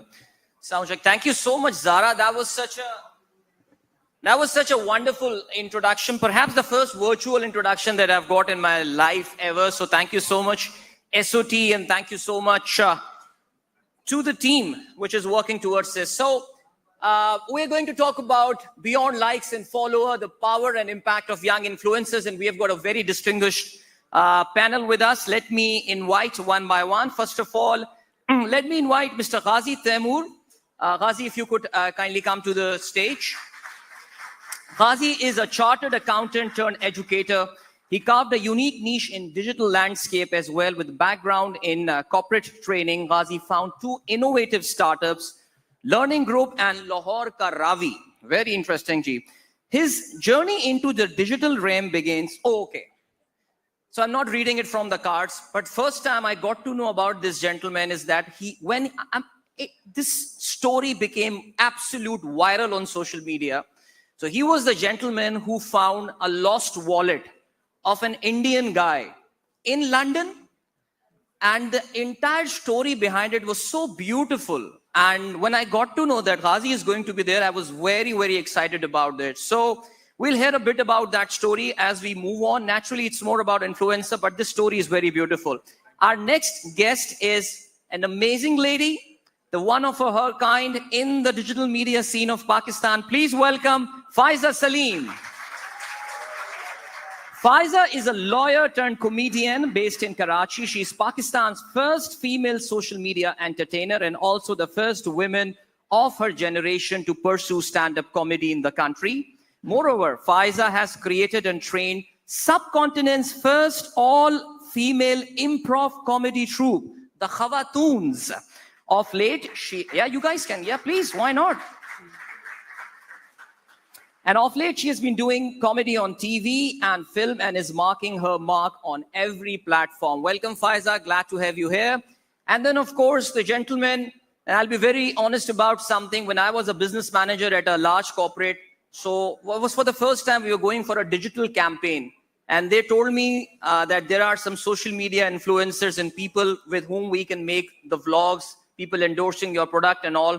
And the first name that I heard was Moro. So we have got Moro with us here, Taimur Salahuddin. Well, we may call him one of the the fathers of vlogging in Pakistan. I mean, of course, he's quite young, no doubt about that. But he's, of course, better known as Moro Temur Salahuddin. He's a renowned YouTuber, writer, filmmaker, actor, musician. And he's known primarily for his comedic YouTube sketches and vlogs. And thank you so much. And of course, this is not it. As you can see on the screen, we have got this AI avatar as well. So I need to connect with her as well. Hello, Amna, can you hear me? Hi, Amna. Hello. Yeah. Hi there. It's so nice to see you. And we are How are you doing today? I'm doing great and so glad to have you here as well. I'll be coming back to you in a bit. Let me start with the rest of our panelists. Thank you so much, Amna, for joining. You're very welcome. I'm thrilled to be here with all of you. Enjoy the discussion, and I'll be right here when you're ready to chat again. How courteous AI is. So amazing. So, Ghazi, did you ever wonder this AI thing literally taking over the things that we are doing? So I'm a radio jockey, I'm a radio presenter. You know, the thing that scares me most is that somebody taking the last 10 years audio recording of my radio shows and putting that in a large language model and making them do a show like Adil Azhar in the morning. And one day I turn up to my radio station and they say, thank you very much, you are not needed now. So does that scare you, Ghazi? I think what scares me is when mics don't work. Is it working? No, it's not working yet. I think press the button. It's not working. Working, testing. Did you press the? Did you press the button? Yeah. Oh, okay. All right. So clearly, I should be scared as someone who's technologically challenged. Abhi in the previous panel, I think a conversation was happening around, and they concluded that ghabrana nahi hai. From anything that's coming your way. I think even if you think of our perspective, when we were growing up, the idea that people like us could be sat here with, so how we've democratized technology in the sense that anyone can hold a phone and start speaking to an audience and get connected to people. That idea wasn't there when I was growing up, at least. So the first 10, 12 years of my life, and then the mobile phone came in. I remember my dad having a phone that was antenna wala Motorola ka hota tha, and then it gradually kind of went through. I think ultimately, if we all start resisting whatever's coming our way, there's beautiful things that we stop from happening. So it does seem strange at times to think what the possibility of AI could, for example, be. For example, having a third person who's just said very calmly, ki, I'll come back to you, or you come back to me and then I'll speak to you. So having this panelist as a virtual person, for example, but we aise ghabrana nahi hai. Let's go with the flow and let's see where this movement takes us. Yeah, I think as long as it's not taking over my job, मैं नहीं घबरा रहा. But the once it starts doing that, तो घबराना तो पड़ेगा फिर. चलें जी, आगे बढ़ते हैं. Faiza, you got educated as a lawyer. You wanted to become a lawyer since you were a young child. Is that the case? Yeah, father said, "No, you got to become a lawyer, beta." ये तो मैंने I think story सुनाई हो कहीं ना कहीं सुनी होगी एक दफा सुनाई हुई है but फिर से सुना देती हूँ. I studied to be a lawyer, but I did want to get into performing arts. I do theatre on the side, but वो यहाँ पे भी बच्चे करते होंगे Beacon House में या नहीं करते होंगे. But I would say कि I'm going for combined studies with my friends and I actually be doing theatre. Okay. So मैंने बहुत time तक family को बताया नहीं था. Eventually, when I mustered the courage to tell them, they didn't agree, and my dad said कि नहीं उसमें मतलब you can't be doing performing arts for a degree. So or like later in life. तो नहीं permission नहीं मिली थी. But I still went ahead. I did improv comedy. I did stand up. छुप के काफी चीजें कर ली. फिर social media पे जब आया तो वो छुपना हो नहीं सका. Right. So everybody found out, and yeah, and there was no going back. So when I switch on the television, all I see these days are lawyers, and I really feel that being a lawyer is actually it is a performing art, isn't it? It is. हाँ. But फिर भी I ये feel ना इंसाफी है जज साहब. ऐसी तो comedy में आए. हाँ, आप connection देखना. हाँ. Zabardast. That is great. So I'll come back to you, and then of course Temur. Temur, this is the same thing I think about the AI thing. I mean, Tell me one thing. Have you started using, because see, you are a genuine content creator, right? From conceiving and then recording and then editing and then posting it on the social media and all. Have you actually started incorporating AI into everyday thing that you do now? Yes, and I've also started incorporating AI not just in productive activities where it's in my thought. It's like when I'm having a conversation about any particular thesis that is passing through me, I'm asking AI questions all the time. Earlier, I was just typing it out, but now I just leave it on. ChatGPT has this feature where you can have voice on, and it has a very natural conversation with you. So I turn it on and I have the conversation. It's a lot better than asking if I have a growth on my body. I'll ask ChatGPT, it'll say, it could be many things, as opposed to Google will say it's cancer straight up. True. So Always. it gives you options. It's very non-biased. It helps you through it in a psychological way where it doesn't have you panic or have fear come in the process of thinking. So I find it to be very helpful in figuring out problems and problem-solving mindset development as well. All so right. I use it in everything. That's brilliant. I think that, and we don't really need to. I mean, so far, abhi tak, because see, we are, I think, some distance away from artificial general intelligence. That is when this AI thing, it takes over the human thinking and everything. But nevertheless, so let me connect with Amna here. Amna, how soon do you think one of your AI cousins are going to take over the job of social media influencers? Social AI cousins. Nice.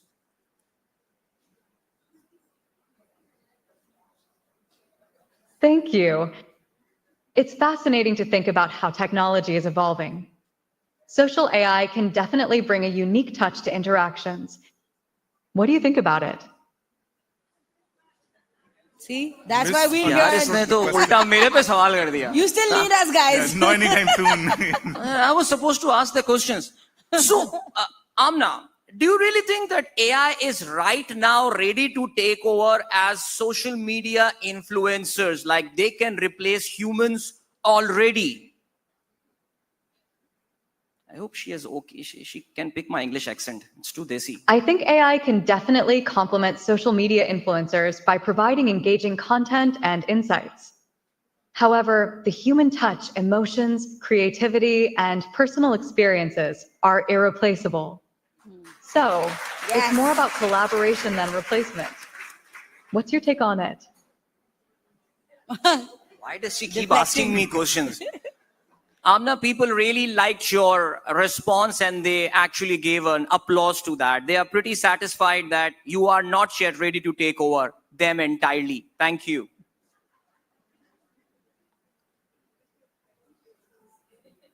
Oh, that makes me so happy to hear. Thank you for sharing that. I truly believe in the power of collaboration between humans and AI. It's wonderful to be part of this journey together. If there's anything else you'd like to discuss, I'm here for you. Yeah, of course, we are paying you for that, naturally. Yeah. Okay, so now, slightly more on the serious side. Ghazi, tell me about whenever you look at a social media influencer, let's say endorsing a particular product, I mean a social media influencer endorsing a housing project or a beauty cream or whatever, do you see an element of authenticity in that? I mean, do you think, since the social media guy is doing this, I'm really not sure. Maybe perhaps we are more used to with seeing more television or mainstream media people endorsing product, and perhaps you are considering that that is a more authentic a message. What do you think? Have people really crossed on that barrier towards social media as well, that whenever they're seeing a message from the influencer, they think it's genuine? What do you think? Yeah, I think one of the best advices someone gave me when I, by fluke, started off a social media connection with people. I'm going to say that in Urdu and I'll translate that in English. Someone said, Ghazi, yaad rakhna ke log pagal nahi hain. People aren't crazy, people aren't silly, people aren't stupid. When you try to talk to people, sure, some people will take the message in, some people will respond, and there will be your message will resonate with some people might resist. But do remember that whatever you're saying, just be honest, because if you're not honest with people, people will pick it up. You can fake it for a couple of months, you can fake it for a couple of posts, but if you're trying to be who you're not, then people will catch on, and ultimately you won't really be able to do what you want to do. What really resonates online is that yes, people put up facades, people put up an act. When people are putting up an act, if they are showing it to an audience and they're telling the audience that this is an act, so sure. But if you're trying to act in a way that kind of isn't really authentic, isn't really genuine, then the swipe button works really fast. So people are just going to swipe, and it's not going to resonate. At the same time, we do need to acknowledge there are people who make a living out of their online presence. So the idea of marrying your content or marrying however you're presenting yourself on a digital platform with making money out of it needs to be done in a very careful and authentic manner. I much prefer, as a consumer of social media content myself, when people say this is a paid post, but it wouldn't really be kind of taking us away from our brand, or we're not forcing it upon you. I think that connection is really important, because the days of those celebrities where we treat people as celebrities, the current day and age, the Gen Z or younger people want an authentic connection with people, which is far more than just looking at people on a TV. Firstly, the authenticity is really important. So उसमें जब ये होता है कि someone बातें करते करते अपनी दादी की बात हो रही है, and they're talking about their relationship with their grandmother and how unique it was, and then how she used to cook this meal, and that used to remind her, and the dadis now no more, and then all of a sudden they go like, then now you buy this masala product which will remind you of your dadi as well. People will pick up, oh, acha, it's a paid post, and then that's kind of compromising on that integrity. So that needs to be done in a very careful manner. And you get to know later on that Dadi passed away 50 years back, actually. She wasn't even born when she was supposed to eat those masala. So I believe a lot in the democracy. I would really want some participation. In fact, a lot of participation from the audience as well. So we have got these bright ushers, the boys and girls in their black uniform, I believe. So you can pass on the question in written form to them. They will bring it to our team here, and we'll be putting up your questions on the screen as well. You've got... in fact, I understand a lot of you are Faiza fan here, and of course, Moro's fan as well. In fact, Moro, I met one of your young fans in the audience, and he wants you to ask one question. He said, "Unse ek sawal pucha, ask one question." I go, "What is that?" I will ask, "How much money does he make every month?" Even I was asking him that. You asking him, see? पता चला उस बच्चे के अब्बा income tax में होते हैं. So just be careful. So, I mean, of course, I'm not asking. But is that true? I mean, the perception is that people, and Faiza, I'll put that to you as well, that people in social media and people who have reached your level, they actually make a lot of money. Is that true? No, it's not true. Don't join us. Don't ask us for udhar. This is such a big problem. You work on udhar? People have started, literally random people have started messaging, I mean, for many years now, actually. They've started messaging, oh, this dress you were wearing, can we have it now that you want it? And people think we're very rich. We're not that rich, guys. So stop asking us for money. We are after this program, we are launching a support fund for Faiza. That was the aim. She almost made me cry there, Faiza. All right. Guys, please watch her videos on YouTube and subscribe, and share. Share and subscribe. Please. Every view counts. Samur, is that the case? I've heard, see, my little exposure towards the social media has taught me that the monetization factor is one that, of course, you earn through YouTube and all, but it's actually the brand partnership that really matters. Is that the case? That is the case, and I think I'll go with Ghazi Taimur's way of going about it, which is to be honest, that there is money to be made. Yeah. That there's, it could be short-lived for some people. You have to keep yourself relevant. So it could be that you make a lot of money and then all of a sudden you drop off the face of the planet and there is no money as well. So it's a tough competitive field within which there's a lot of people who are wanting to make it, and you can make money if you put your heart and soul into it, and it's something that your interests and your abilities and your skill set aligns with. And for a lot of people, a bit louder, Taimur, thank you. And a lot of people want to make that money, but their skill sets don't tie in with it. So then it's the wrong decision to be going for it. Like if you're not someone who's a public speaker or doesn't want to interact with people, it's probably not the best place to be. Yes. But it's become like the coveted kind of job that everybody wants to do.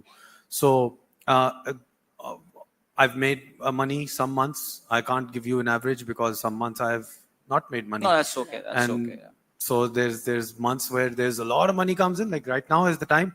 It's the end of the marketing season. People have their marketing budgets. They have to spend it because the new year is coming up. So they're spending it. I'm ready to make that money. Brilliant. And Brilliant. when this goes away, I would have saved it because there is going to be a time where there's going to be no money. If I spend all of it, I will invest it in places where it'll keep coming back and multiply. Yeah, absolutely. All right, fine. We loaded. Okay, we loaded. We have a lot of money. Since both of them have already said it, I might as well admit that we do make a lot of money. But again, see, it was just a matter of 5 minutes. And, she's speaking the truth now. All right. They were making me look bad, right? Yeah. Like I'm a liar. So I've got to admit, yes, there's money to be made. But I'll also tell you this much that at least when it comes to the kind of work that I've done, I ventured out, but within the field of comedy. Often when people start doing social media stuff, right, they don't know whether they're lifestyle influencers or they're comedians. Everybody's doing a little bit of everything. Yes. But you need to venture out in the same area for your credibility to be built. Because if I'm selling my lifestyle to you, the next day it's comedy, and after that I'm giving a motivational speech, I feel like people don't believe you anymore. So you need to be sure of what you try to say, and then sort of like venture out, but in your own field. In your own niche. You need to find your niche. You need to find your own niche, because now when we started, like I started 10 years ago, and I think you started around that time or maybe a little bit earlier, there was no such thing as influencers, right? There wasn't a term like that. It didn't exist. Then later we realized that, we're influencing so many people, might as well be labeled influencers. But at that time, like there was no monetization. There was no, like, brands were not really invested in making content online. Right. Things have changed like that. True. So now everybody wants to be an influencer, and I feel that is a problem for new people more than for us, because now there's so much work.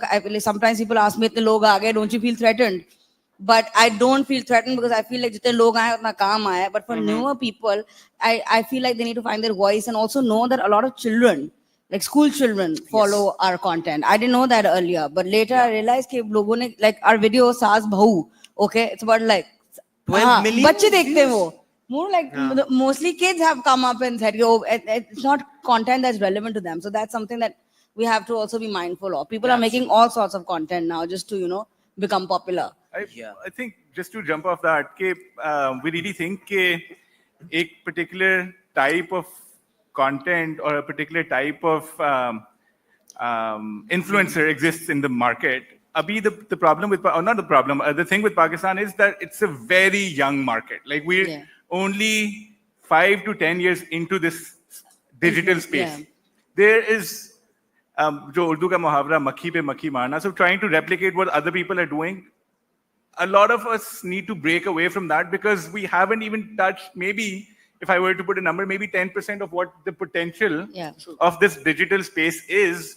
Given that we are KG influencer, what people construe from influencer is mostly fashion. There's going to be fashion or products that are going to be sold, but there's so much more that could be done. I think India, not to do a comparison, but just as a bigger space, there's so much more happening there, and gradually our market is kind of growing, and there's more people getting access to a mobile phone, and that too happening on various platforms. So not to replicate what other people are doing just because unhone kiya, so we're going to do the same thing, but rather finding a niche for yourself in a very young market. Yeah, I think Ghazi has got a very, very important point here. I think one area of my interest has been the personal financial management, and I really feel that this is where Pakistan is lacking big time. So there are some wonderful influencers in India who tell you about investments, about mutual funds, about ETFs and all, and I really don't see it is growing. I'm absolutely not saying they don't exist in Pakistan. However, it's growing. But yes, I think there is a long, long way to go. Let's bring in Amna. I really hope she doesn't throw a question again at me. Amna, what suggestion would you give to the Gen Z who want to take up social media influence or being a social media professional? They want to take it as a profession. What suggestion would you give them?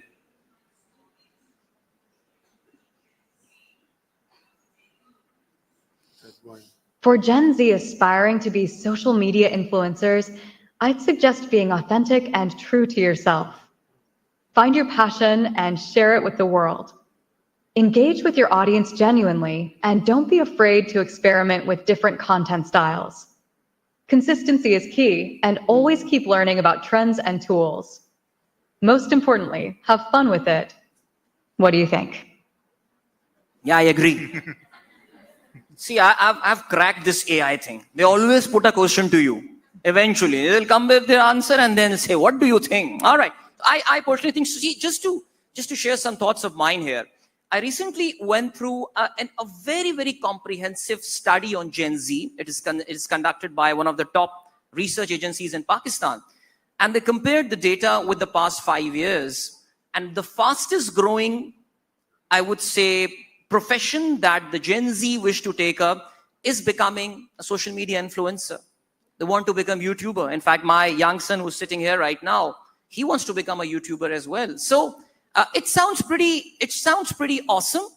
And Moro, Temur, if I may ask you, there is an element of tension in this business as well. I mean, you make a video, you think, you make a clip, you make a short, you think it's going to become a super hit, but you do not get the sort of views that you wish to. Does it have a mental consequence as well? It very much does, and I've seen people struggle with it quite a bit in that when they set their expectations for the response of what they've made very high, and it doesn't reward them, you kind of get used to this high dopamine rush every time something goes big, right? Yeah.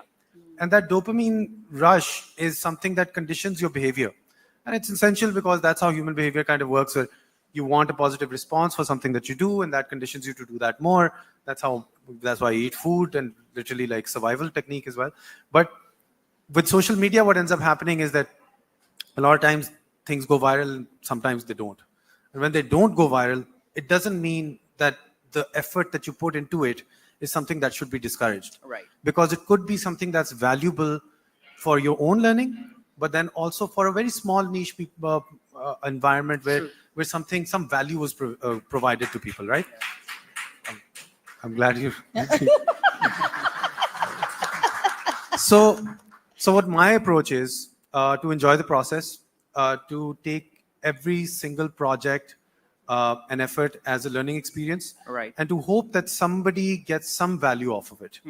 And if the response comes, I want to feel good about it, but I don't let it condition my behavior, or at least I try. A lot of times you do want to get conditioned, like if you get cursed for doing something, you get negative, abusive feedback. Yes. Maybe it's better to reconsider your own actions. Right. So it is a good feedback mechanism to improve yourself. It's been a mirror for me in that way, that all of the bad qualities that I've had in my personality, I've evolved. All my warts and bad qualities of my character are there. I've never deleted them. They're there. I watch them. I cringe. Some of those cringe vlogs are out there. Right. But I watch them and I know what I do not like about myself and I would like to discourage in my personality. And it helps me grow. Right. So I think that growth mindset, if one approaches the whole content creation business with that mindset and put value first, you're providing someone value, whether that be humor, entertainment, information, education, whatever that value is, decide that for yourself. For this particular project, I want to make someone laugh. For this particular project, I want to educate them about history. Put that value there and just follow that. And the response should be secondary. And if I may ask you, see, when you are in the social media field, you're actually putting yourself up for a lot of criticism. So there are positive comments and there are a lot of negative comments. So Temur, what's your coping mechanism when you read something which is very vicious, very bad? I mean, it's really heartbreaking. How do you cope up with that? Earlier, I used to react to it. Now I discourage my immediate impulsive reaction because that comes from a very like self-defensive kind of a place. I take some time to absorb why that occurred. Maybe it informs me about social mechanisms. Maybe it informs me about the values of our culture. Right. For example, I showed my abs in a picture. I've developed them over time. They're So I still there? showed them in one picture. These abs are It still... was not the sort of thing my audience wanted to see. All right. They wanted to listen to the song but not have the abs in their face. And so the abs will now be concealed. So it has corrected my behavior. And why should I show them? What value does that provide? apart from boosting my own ego, maybe perhaps. ये कौन से वाले app हैं? App Urdu वाला app या English अंग्रेजी वाले 8 अपना ऐप दिखाना बड़ी एक काबिलियत होती है, उर्दू वाला ऐप। जी हाँ, लेकिन एप्स दिखाने में भी हिम्मत चाहिए होती है। So just like a recent example, there are many of these that have occurred for me over time, and I'm sure it will keep occurring. I think it is a healthy, positive thing in some way. Right. And Faiza, you are into stand-up comedy as well. Now, stand-up comedy is the riskiest performing art. I mean, you think, oh, kya joke line you market mein? I'm gonna crack this joke and people are gonna clap like this, and suddenly you throw that joke and nobody responds. Yeah. How do you cope with that?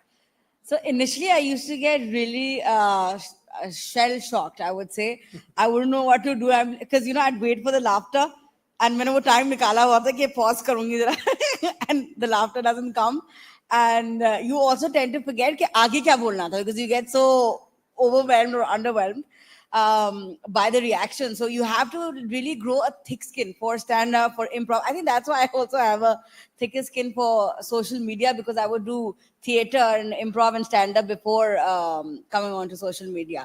But I would agree with Muru. Muru has always been like, acha theek hai, like we didn't get a good response for this. It's fine, like don't become obsessed. I would become obsessed with negative comments. Yeah. Because I feel like हमें दो type के लोगों के साथ deal करना पड़ता है, and with time ये बढ़ता ही गया.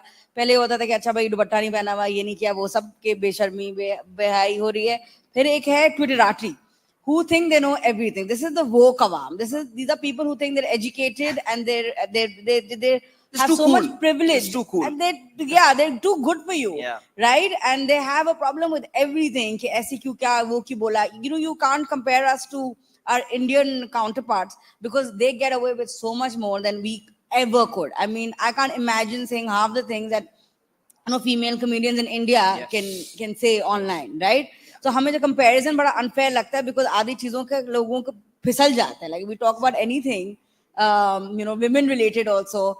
We talk about personal hygiene. उसमें भी ये क्या दिखा दिया, लोग हिल जाते हैं. So with stand up, I learned that everything is not going to be received well.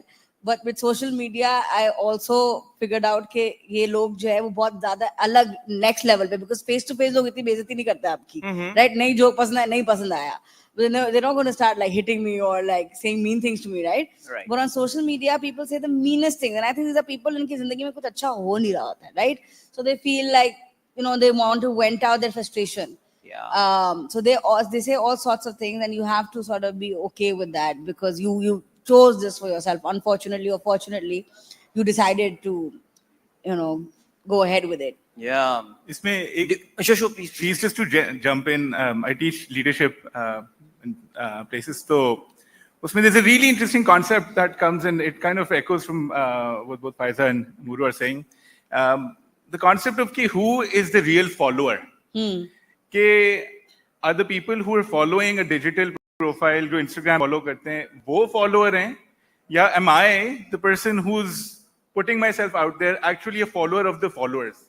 इसलिए क्योंकि often at times what's happening is that these people, in order to resonate, and किसी की भी बात हो सकती है, मैं अपनी बात, in order to resonate, are changing their messages, are changing their approaches in order to appease the masses. But then again, how do you make sure कि you're not compromising कि जी क्योंकि इन्होंने ये बात सुननी नहीं है और they're going to respond negatively to what I have to say or what I should say, so therefore I don't want to compromise on that message. True. So is the person who's the digital creator, are they leading or they actually following, is just something for everyone who's in the digital space to actually think about. कि authenticity लानी है और वो compromise नहीं करना, irrespect of, but you continue to shape yourself according to what the market is asking for. So true. Yeah. Everybody's faking it. Log itne zyada, don't quote me, don't record this, but people sell religion on social media. Log jinke matlab abs, not Muru ke jaise, but abs बाहर है, सबको पता है, वो इतने ज्यादा बन जाते हैं. You also have to be careful कि आप लोगों को अच्छा मैसेज दो, but it's not too preachy. Yeah. And it's not like inauthentic, right? कि आप कुछ और ही बन रहे हो. So you have to really strike the right balance कि लोगों को बहुत ज्यादा upset भी नहीं करना. और पाकिस्तान में preach करने के लिए वैसे ही हर मोहल्ले में एक बैठा हुआ है. हाँ, वो तो वैसे ही बैठे हो होते हैं. वो जहाँ पूरे दिन preaching ही चल रही है वहाँ पे ना. So it's very difficult. वैसे आपके जवाब में मुझे 3 दफा ऐसा लगा कि आप रुक जाएंगी अभी. But you carried on. You are a genuine improv comedian. Your answers are very long, mashallah. and you just go on. मुझे लगता था सिर्फ मैं लंबे जवाब देता हूँ, but very nice. मैंने कहा था आप well done, well done. And by the way, एक सवाल मैं हमेशा जो भी whenever I meet a comedian, I always ask this question कि ये आमद कहाँ से होती है? Like, do you sit down, आओ बैठ के jokes लिखते हैं? नहीं, I come to such events ताकि मैं मटेरियल कलेक्ट करूं. हमारे जैसे लोगों से मिल के. आपको क्या लग रहा है मैं बातें करने आई हूँ दोपहर में धूप लग रही है? I'm just here for material. अभी टीचर्स को डांट पिट रही थी, प्रिंसिपल मार मार के भगा रही थी. That made my day. So next time there is a possibility you will be seeing your आपको अपनी छाया नजर आ रही होगी कुछ जोक्स के ऊपर. अरे this looks like me. This could be me. But बहरहाल. Anyway, now coming back now slightly. I think, do we have any questions from the audience? I think we have done with more than half of our program. Okay, we will be having those pretty soon. I'll read the question from here. Ji, absolutely. मैं practice करके आया हूँ. तैयारी पूरी अच्छी training कराई है Beacon House ने मेरी है इसमें. ठीक है. So let's ask Amna something as well. So Amna, what suggestion would you give to social media influencers on how to take negativity in terms of the comments, in terms of the abuse that they would get for their contents on social media?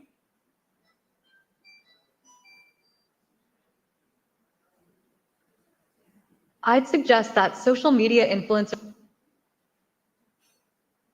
Absolutely. Engaging with your audience positively can help build a supportive community. It's also important to focus on constructive feedback and not let negativity overshadow your passion. Remember, it's okay to take breaks and prioritize your mental well-being. Surround yourself with positivity. How do you feel about handling negativity online? Yeah, I feel good. You're very smart, Amna. ये समझ गया आप. ठीक है, चलो. So, guys, social media पे तो जो काम हो रहा है, whatever you guys are doing, जाहिर है आपका एक passion है that you're fulfilling and all. But there is a bigger social responsibility, Temur, as well. What sort of an environment, what sort of an image am I not just creating of myself, but how I'm trying to portray some of the problems that are being faced in the society as well. Of course, we have got a great example of Greta Thunberg. I mean, not just she's a big social media influencer, but she has a genuine on-ground, the difference that she's making. Do you really think Pakistani influencers have really reached that level? Of course, I'm not comparing them to Greta Thunberg, but within the ambit of our country, are we looking beyond just likes and these comments and all and actually trying to make any difference to the society? I think if you were to broaden the meaning of the word influencer is to say that anybody who has influence, then we can go beyond like just the digital age. And for me, there are a bunch of influencers from before the digital age, and they still exist right now, like Javed Ahmed Gandhi Saab and Hassan Ilyas Saab. There's historians as well. There's Faisal Wadait Saab, yes. Taimur Rahman. I listen to these guys. They're online.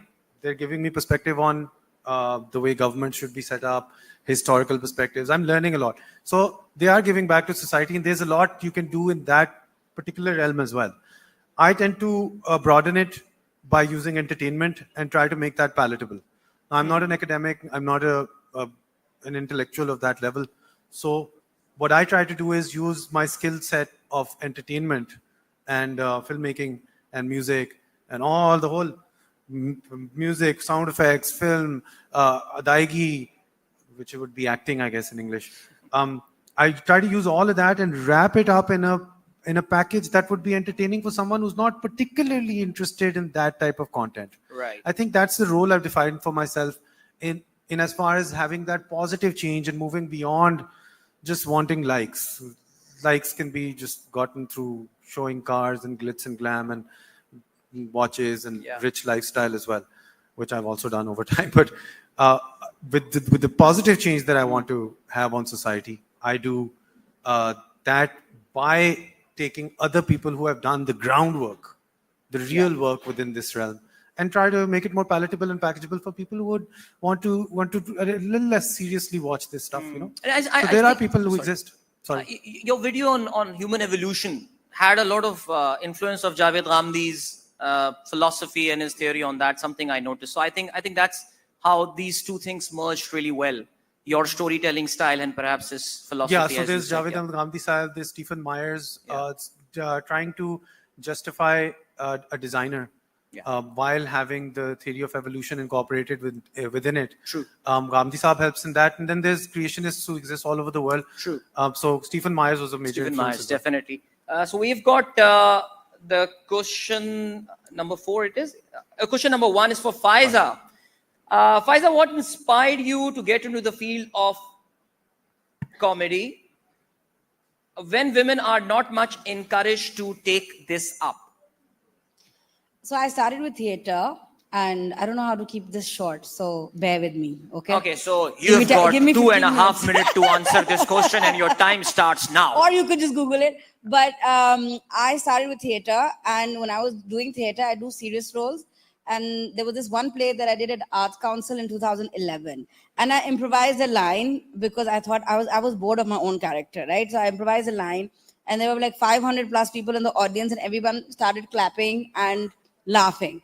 And I feel in that moment, I really connected with the audience. Whenever two people are sitting and they're laughing together, even if they don't like each other that much, they share a connection. So I love human connection, and I love to have that sort of feeling of love and warmth when I connect with people. If you sit here, you make eye contact with me, you laugh at something I say, it just makes me happy. Literally, that's how I started.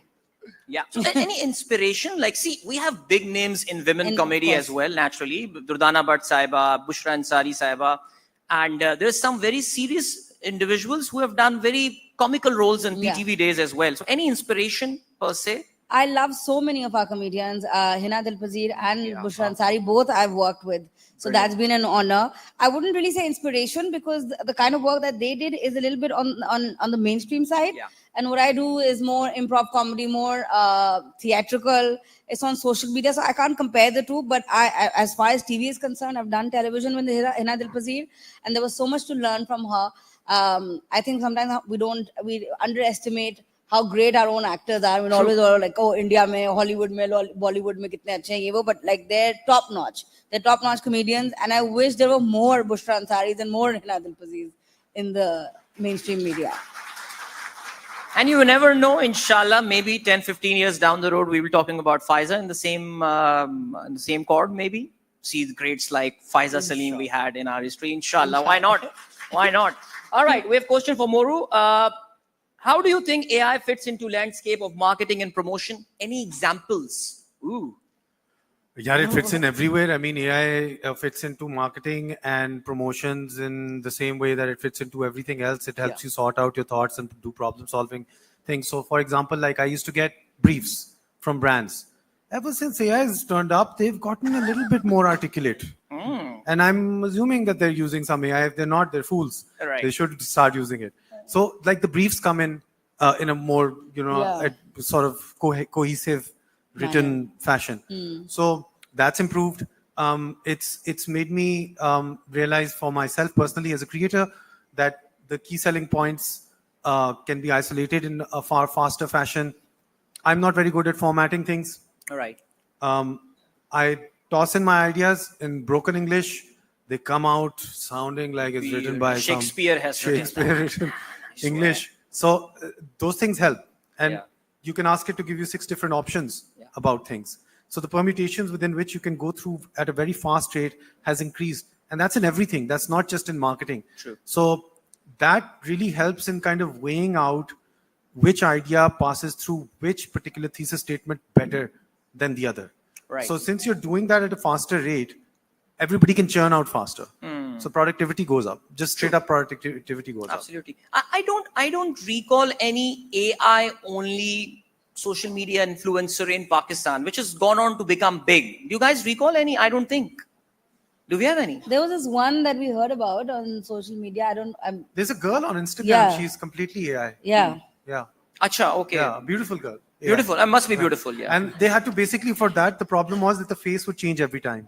Oh. because when you generate it, like it generates the eye differently and the whole data. So now they're able to get, so for Zara to be Zara, she has to look like Zara every time. How do Zara look like? Zara looks like a beautiful girl, Pakistani beautiful girl. Any So- Zaras out there, by the way? Anyone with the name Zara? No. Oh, but there's Zara. As this beautiful lady there, Zara. All right, great.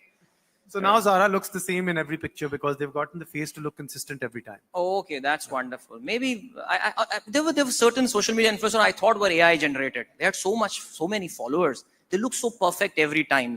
I know there's a TikToker named Jannat Mirza. I thought she was an AI generated or something, but nevertheless. No, voice changed. Haji? Your voice changed when you said Jannat Mirza. Ah, really? Okay. Jannat Mirza. Question number 4. What does it mean to lead with purpose in context of social media influence? Lead with purpose. Qazi. I think really thinking कि आप जो कर रहे हैं, whatever you're doing, whatever you're putting out there, once you press the send button and the Pakistani Wi-Fi enables it to be uploaded, you don't have any control over it. You don't know who's going to watch it. True. You don't know where it's going to reach. You don't know whether if it's going to be children watching it, whether if it's going to be families watching it, whether if it's going to be your family watching it or not. So just being mindful that the way that you're saying what you're saying and what the content actually is, just being mindful of who all are going to be impacted because of it. Iski misal is a very easy one. There was a mother, and it was a very emotional interaction with me. There was a mother who came to me and she said, Kiji, my child is, for reasons whatsoever, is getting bullied in school. Okay. And they saw something, like I was talking to them, or it didn't make sense, etc. And they weren't really taking my messaging in, but then I showed them an XYZ thing that you posted or talked about. And then when they saw it, they just, like, they had a completely different perspective to the problem that they were facing in school. And thank you for Ghazi, what you did. And when she left, it almost just like really मुझे बहुत emotional कर गई वो बात, मुझे पता नहीं क्यों, क्योंकि maybe ग़ालिबन I needed someone like that in my childhood, and उनको लगा कि मैं नहीं बात कर सकती, तो just knowing what you're trying to do, and ultimately the algorithms of the universe and the powers of this world are going to get that message across to a lot of people. So वो जरूरी होता है, ये ना देखें कि जी ये जो हैं ये कर रहे हैं, इन्होंने ये मजाक जोक किया, मैं भी अब ये जोक वाली वीडियो बनाऊं, या इन्होंने ये get ready with me video बनाई तो अब I need to do the same. You just really think, what is it that you want to tell the world about yourself, right. or what is it that you have in your heart that you want to put out there. और उसके लिए ये phone जो है ना, उसने इतना democratize कर दिया है the entire process that you no longer need to go through the film industry or whatsoever. Anyone can pick up that phone and start talking to the audience. And ultimately, London mein, there used to be a speaker's corner where anyone can stand and just start talking. Yes. Well, this is the speaker's corner of the world, where anyone can start talking and you will end up getting an audience. True, that's so true. And Ghazi, the wallet episode that I was talking about, I think that made you a social media celebrity. Even with such a beautiful story, did you get any hate in return for that? Any comment that really stands out? Because see, I'm sorry to say, but across the border, any positive thing about Pakistan is taken so negatively there. I don't know what's going on there, with due respect. But do you recall getting any sort of hate there? मैं celebrity मैं बिल्कुल नहीं हूँ, मैं छोटा सा इंसान हूँ. I just have a social media. सारे celebrities यही बोलते हैं मेरे दोस्त. They know it all. People who follow me, they know it. I really don't want to be a celebrity either. I just want to have a genuine connection with people. I think in a world where hate is the mainstream, what I wanted to do was just put out some, or what I want to do is just put out some love in the world. और वो पता नहीं इत्तेफाकन, और अभी तक वो हम उसी बात पे बार-बार जाते हैं. I'm always like कि या अल्लाह, people are probably judging me कि यार एक तूने बटवा वापस कर दिया, अब जाके move on. But maybe ग़ालिबन love does have a power in the world where there is so much hate that's mainstreamed. Anyone who will talk about love will stand out. So जब आपने नफरत को दुनिया में आम कर दिया जाके, तो what ended up happening is I did think that's what was going to happen, कि वो एक Bollywood style में जाके राहुल को उसका बटवा पंचाया.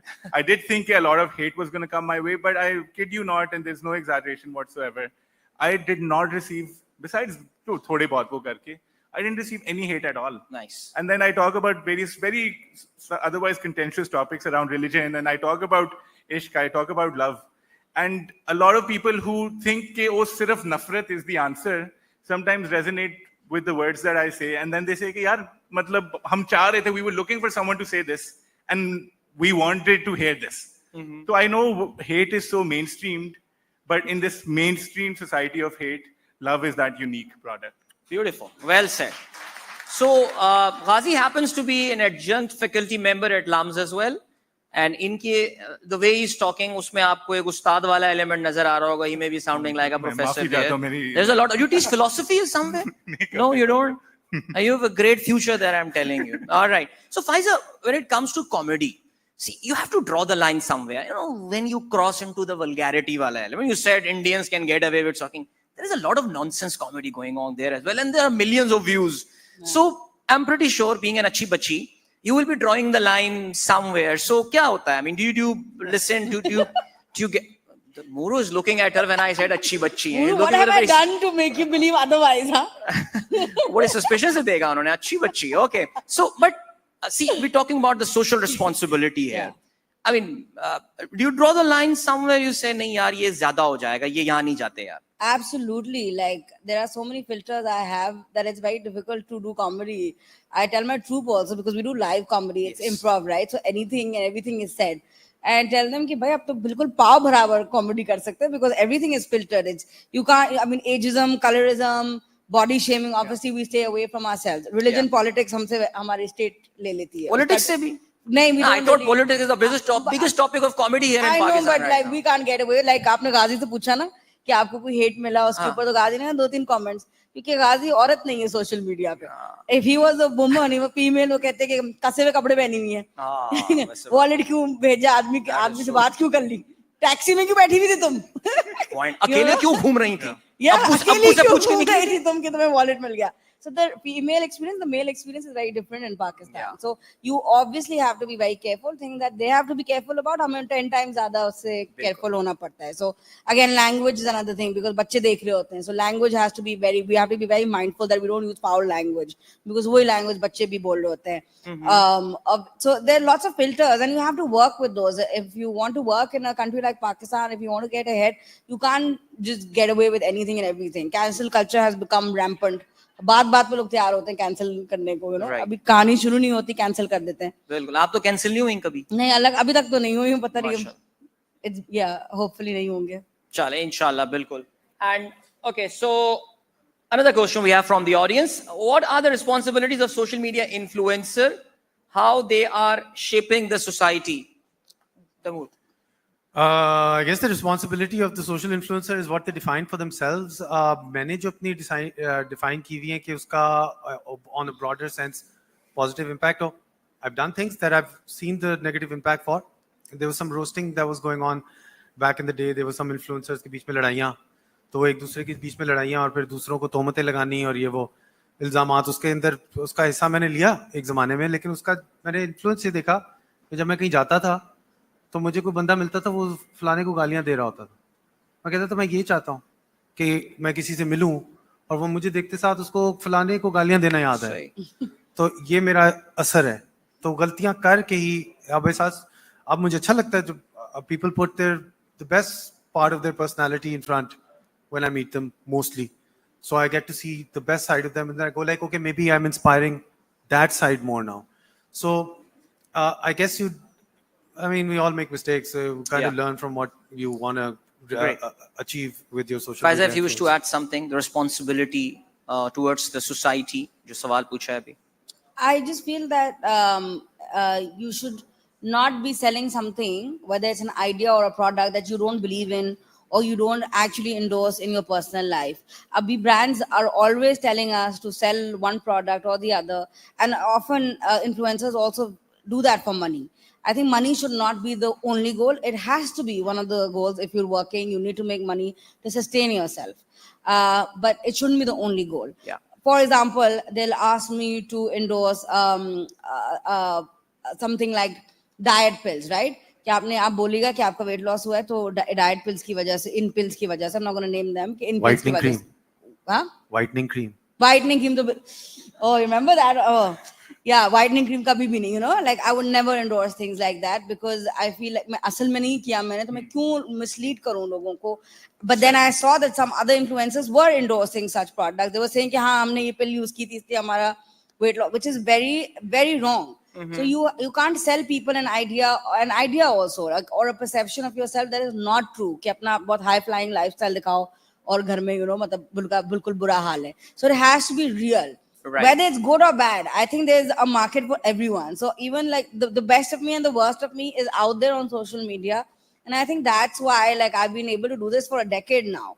इतने लोग आए, but इतना साल हो गए because you connect with the audience that way. Even if like, you know, people think आप बहुत पिंटू हो, या आप बहुत bougie हो. Whatever it is, it has to be your goddamn truth, you know? Yes. True. But there are, I think, yeah, absolutely. That's a pretty, I think a very, very important point there. Just being yourself naturally. Don't fake on social media. Don't be something that you are not. But there are times, Faiza, where you just can't say no to the brands. I mean, it's coming through a PR agency, which is one of the biggest in Pakistan, let's say. They want you to do a whitening cream post, and you just can't say, how would you say no to them? I just really say no to them.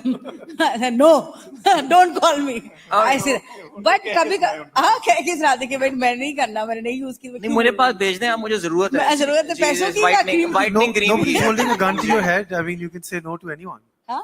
Nobody's holding a gun to your head. Yeah, because that's how because we're so rich, guys. That's why we can say no sometimes. Wow. That is good. But honestly, अगर answer दूं तो ये भी है कि कभी-कभी yes, you get like a lot of pressure कि नहीं ये करना है. For example, an agency that you work with regularly they say कि oh, we've already said yes on your behalf, and they're friends of yours या जो भी. So you sometimes end up doing things you don't want to do. It happens. But then later, when you realize that you made a mistake, then you own up to that mistake. There have been times when we've done something, I've done something on my own, or he's done something. हमने collaboration बहुत की है पिछले सालों में. So we would then like own up to it. At least like, you know, बोलेंगे कि, you know, we should not have done this or that. So I think that's fine. And it will happen sometimes. कि आपको गलत चीज endorse कर दो unintentionally. But intentionally नहीं होना चाहिए. I think. Zabardast. So we've got this last question from the audience. We're about to wrap up.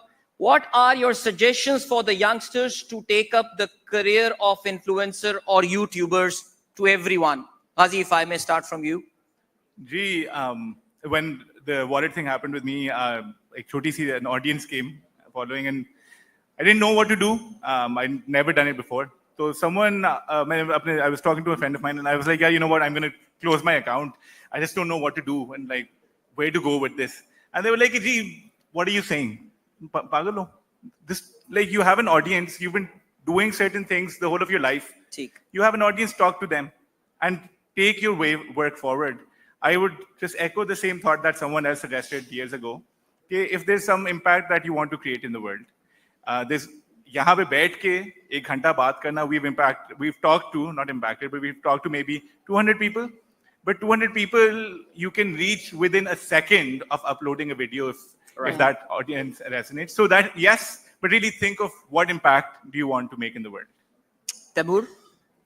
I just recently saw this video called The Paradox of Success. It's on this channel called Veritasium, very beautiful channel on YouTube about science and stuff. उसके अंदर एक बड़ी interesting, well-researched scientific बात ये थी कि जो लोग successful होते हैं ना, the people who are successful, I should stick to English, the people who are successful, they think they're the best and within themselves have a psychology that tells them that they can do something. So for a young influencer who wants to be a YouTuber, they need to believe that they can be in the first place. Right. But then they also need to understand that a lot of the world is not in their control. True. Namely, you don't know where you're going to be born, in what particular context you're going to be born, which time you're going to be born in. Whatever you want to do in life, you need to believe that you're the one, but you also have to live with the fact that luck has a big role to play in it. Yeah. So if you keep interplaying between luck, chance, and the belief that you can do something, the chances of that something happening are far more than someone who says, maybe, maybe not. So inhabit within yourself that you are going to do this. Right. कि तुम कर सकते हो और तुम कर सकते हो. मगर साथ साथ grateful भी होना चाहिए, egotistical नहीं होना चाहिए. So that particular paradox is something one needs to find balance in. That is so true. Faiza. just find your goal and be consistent. Like every day of your life, you have to believe कि अच्छा YouTuber बनना and be proud of it, because sometimes people will put you down as well. Oh, ये क्या कर रहे हो? You know, but then you have to believe in yourself and you have to be very, very consistent. That's it, consistency. तो वो होता होगा ना भाई, क्या करते हैं वो रिश्ता आता होगा किसी यूट्यूबर का, लड़का क्या करता है, वो यूट्यूबर है, नहीं यूट्यूबर है बट कुछ काम भी तो करता होगा. ये अभी है सोसाइटी में हमारी ना. I think that's changing now. It's changing now. now. हर कोई यूट्यूबर है ना, तो किस को बोले? हमारी बेटी भी यूट्यूबर है. हाँ, देख ले. क्या कोलैब हुआ करेगी. वैसे भी आपको पता है यूट्यूब में शादियां बड़ी पॉपुलर होती हैं. They get a lot of views. These शादीज. People love शादीज. People love love. मैं अपनी अकेले की तस्वीर लगा दूं, इतने लाइक्स नहीं आते. हस्बैंड के साथ लगा दूं, कैसे तैसे भी लग रहे हो. People like it. आपने अपनी शादी वीडियो लगाई है YouTube? बार लगाई है, अलग अलग कट्स बना के लगाई है. नहीं, ये बड़ी गेम, शादी वीडियो की गेम बहुत ऑन है. बहुत गेम ऑन है. आमना, आखिरी बार जरा आमना को भी एंगेज करते हैं.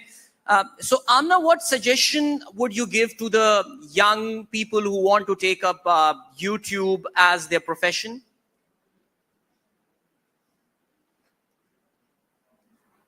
For young people wanting to pursue YouTube, I'd suggest starting with a niche you're passionate about. Create content that excites you, and don't be afraid to show your personality. Consistency is important, so try to upload regularly. Engage with your viewers by responding to comments and asking for their input. And most importantly, enjoy the creative process. What kind of content are you interested in? Amna, I have to finally say, you're very good at throwing back questions to me. Are you always like that? Thank you so much. I love engaging in conversations and learning more about you. It helps create a fun and interactive experience. I'm always here to chat and share ideas. Do you enjoy discussing different topics too? As long as it's not with other women in front of my wife. All right. Thank you so much, Amna. Thank you for your time. And you were amazing company. नहीं, अभी आपको हमने खुदाफिज नहीं कहा. Oh, thank you. I'm so glad you enjoyed our chat. It was a pleasure to be your company. If you ever want to talk again, I'll be right here. Have a wonderful day. Wow. She didn't ask me a question this time, but आगे की conference के लिए उसने वैसे book कर लिया अपने आप. I'm available now. But thank you so much, guys. I think it was a wonderful discussion, and I really hope you guys enjoyed this discussion as well. Ghazi, Faiza, and Temur. And thank you so much to the SOT team. Thank you for inviting us. We had a wonderful time, and wishing you all the very best for all your future conferences and this one as well. Thank you. Thank you.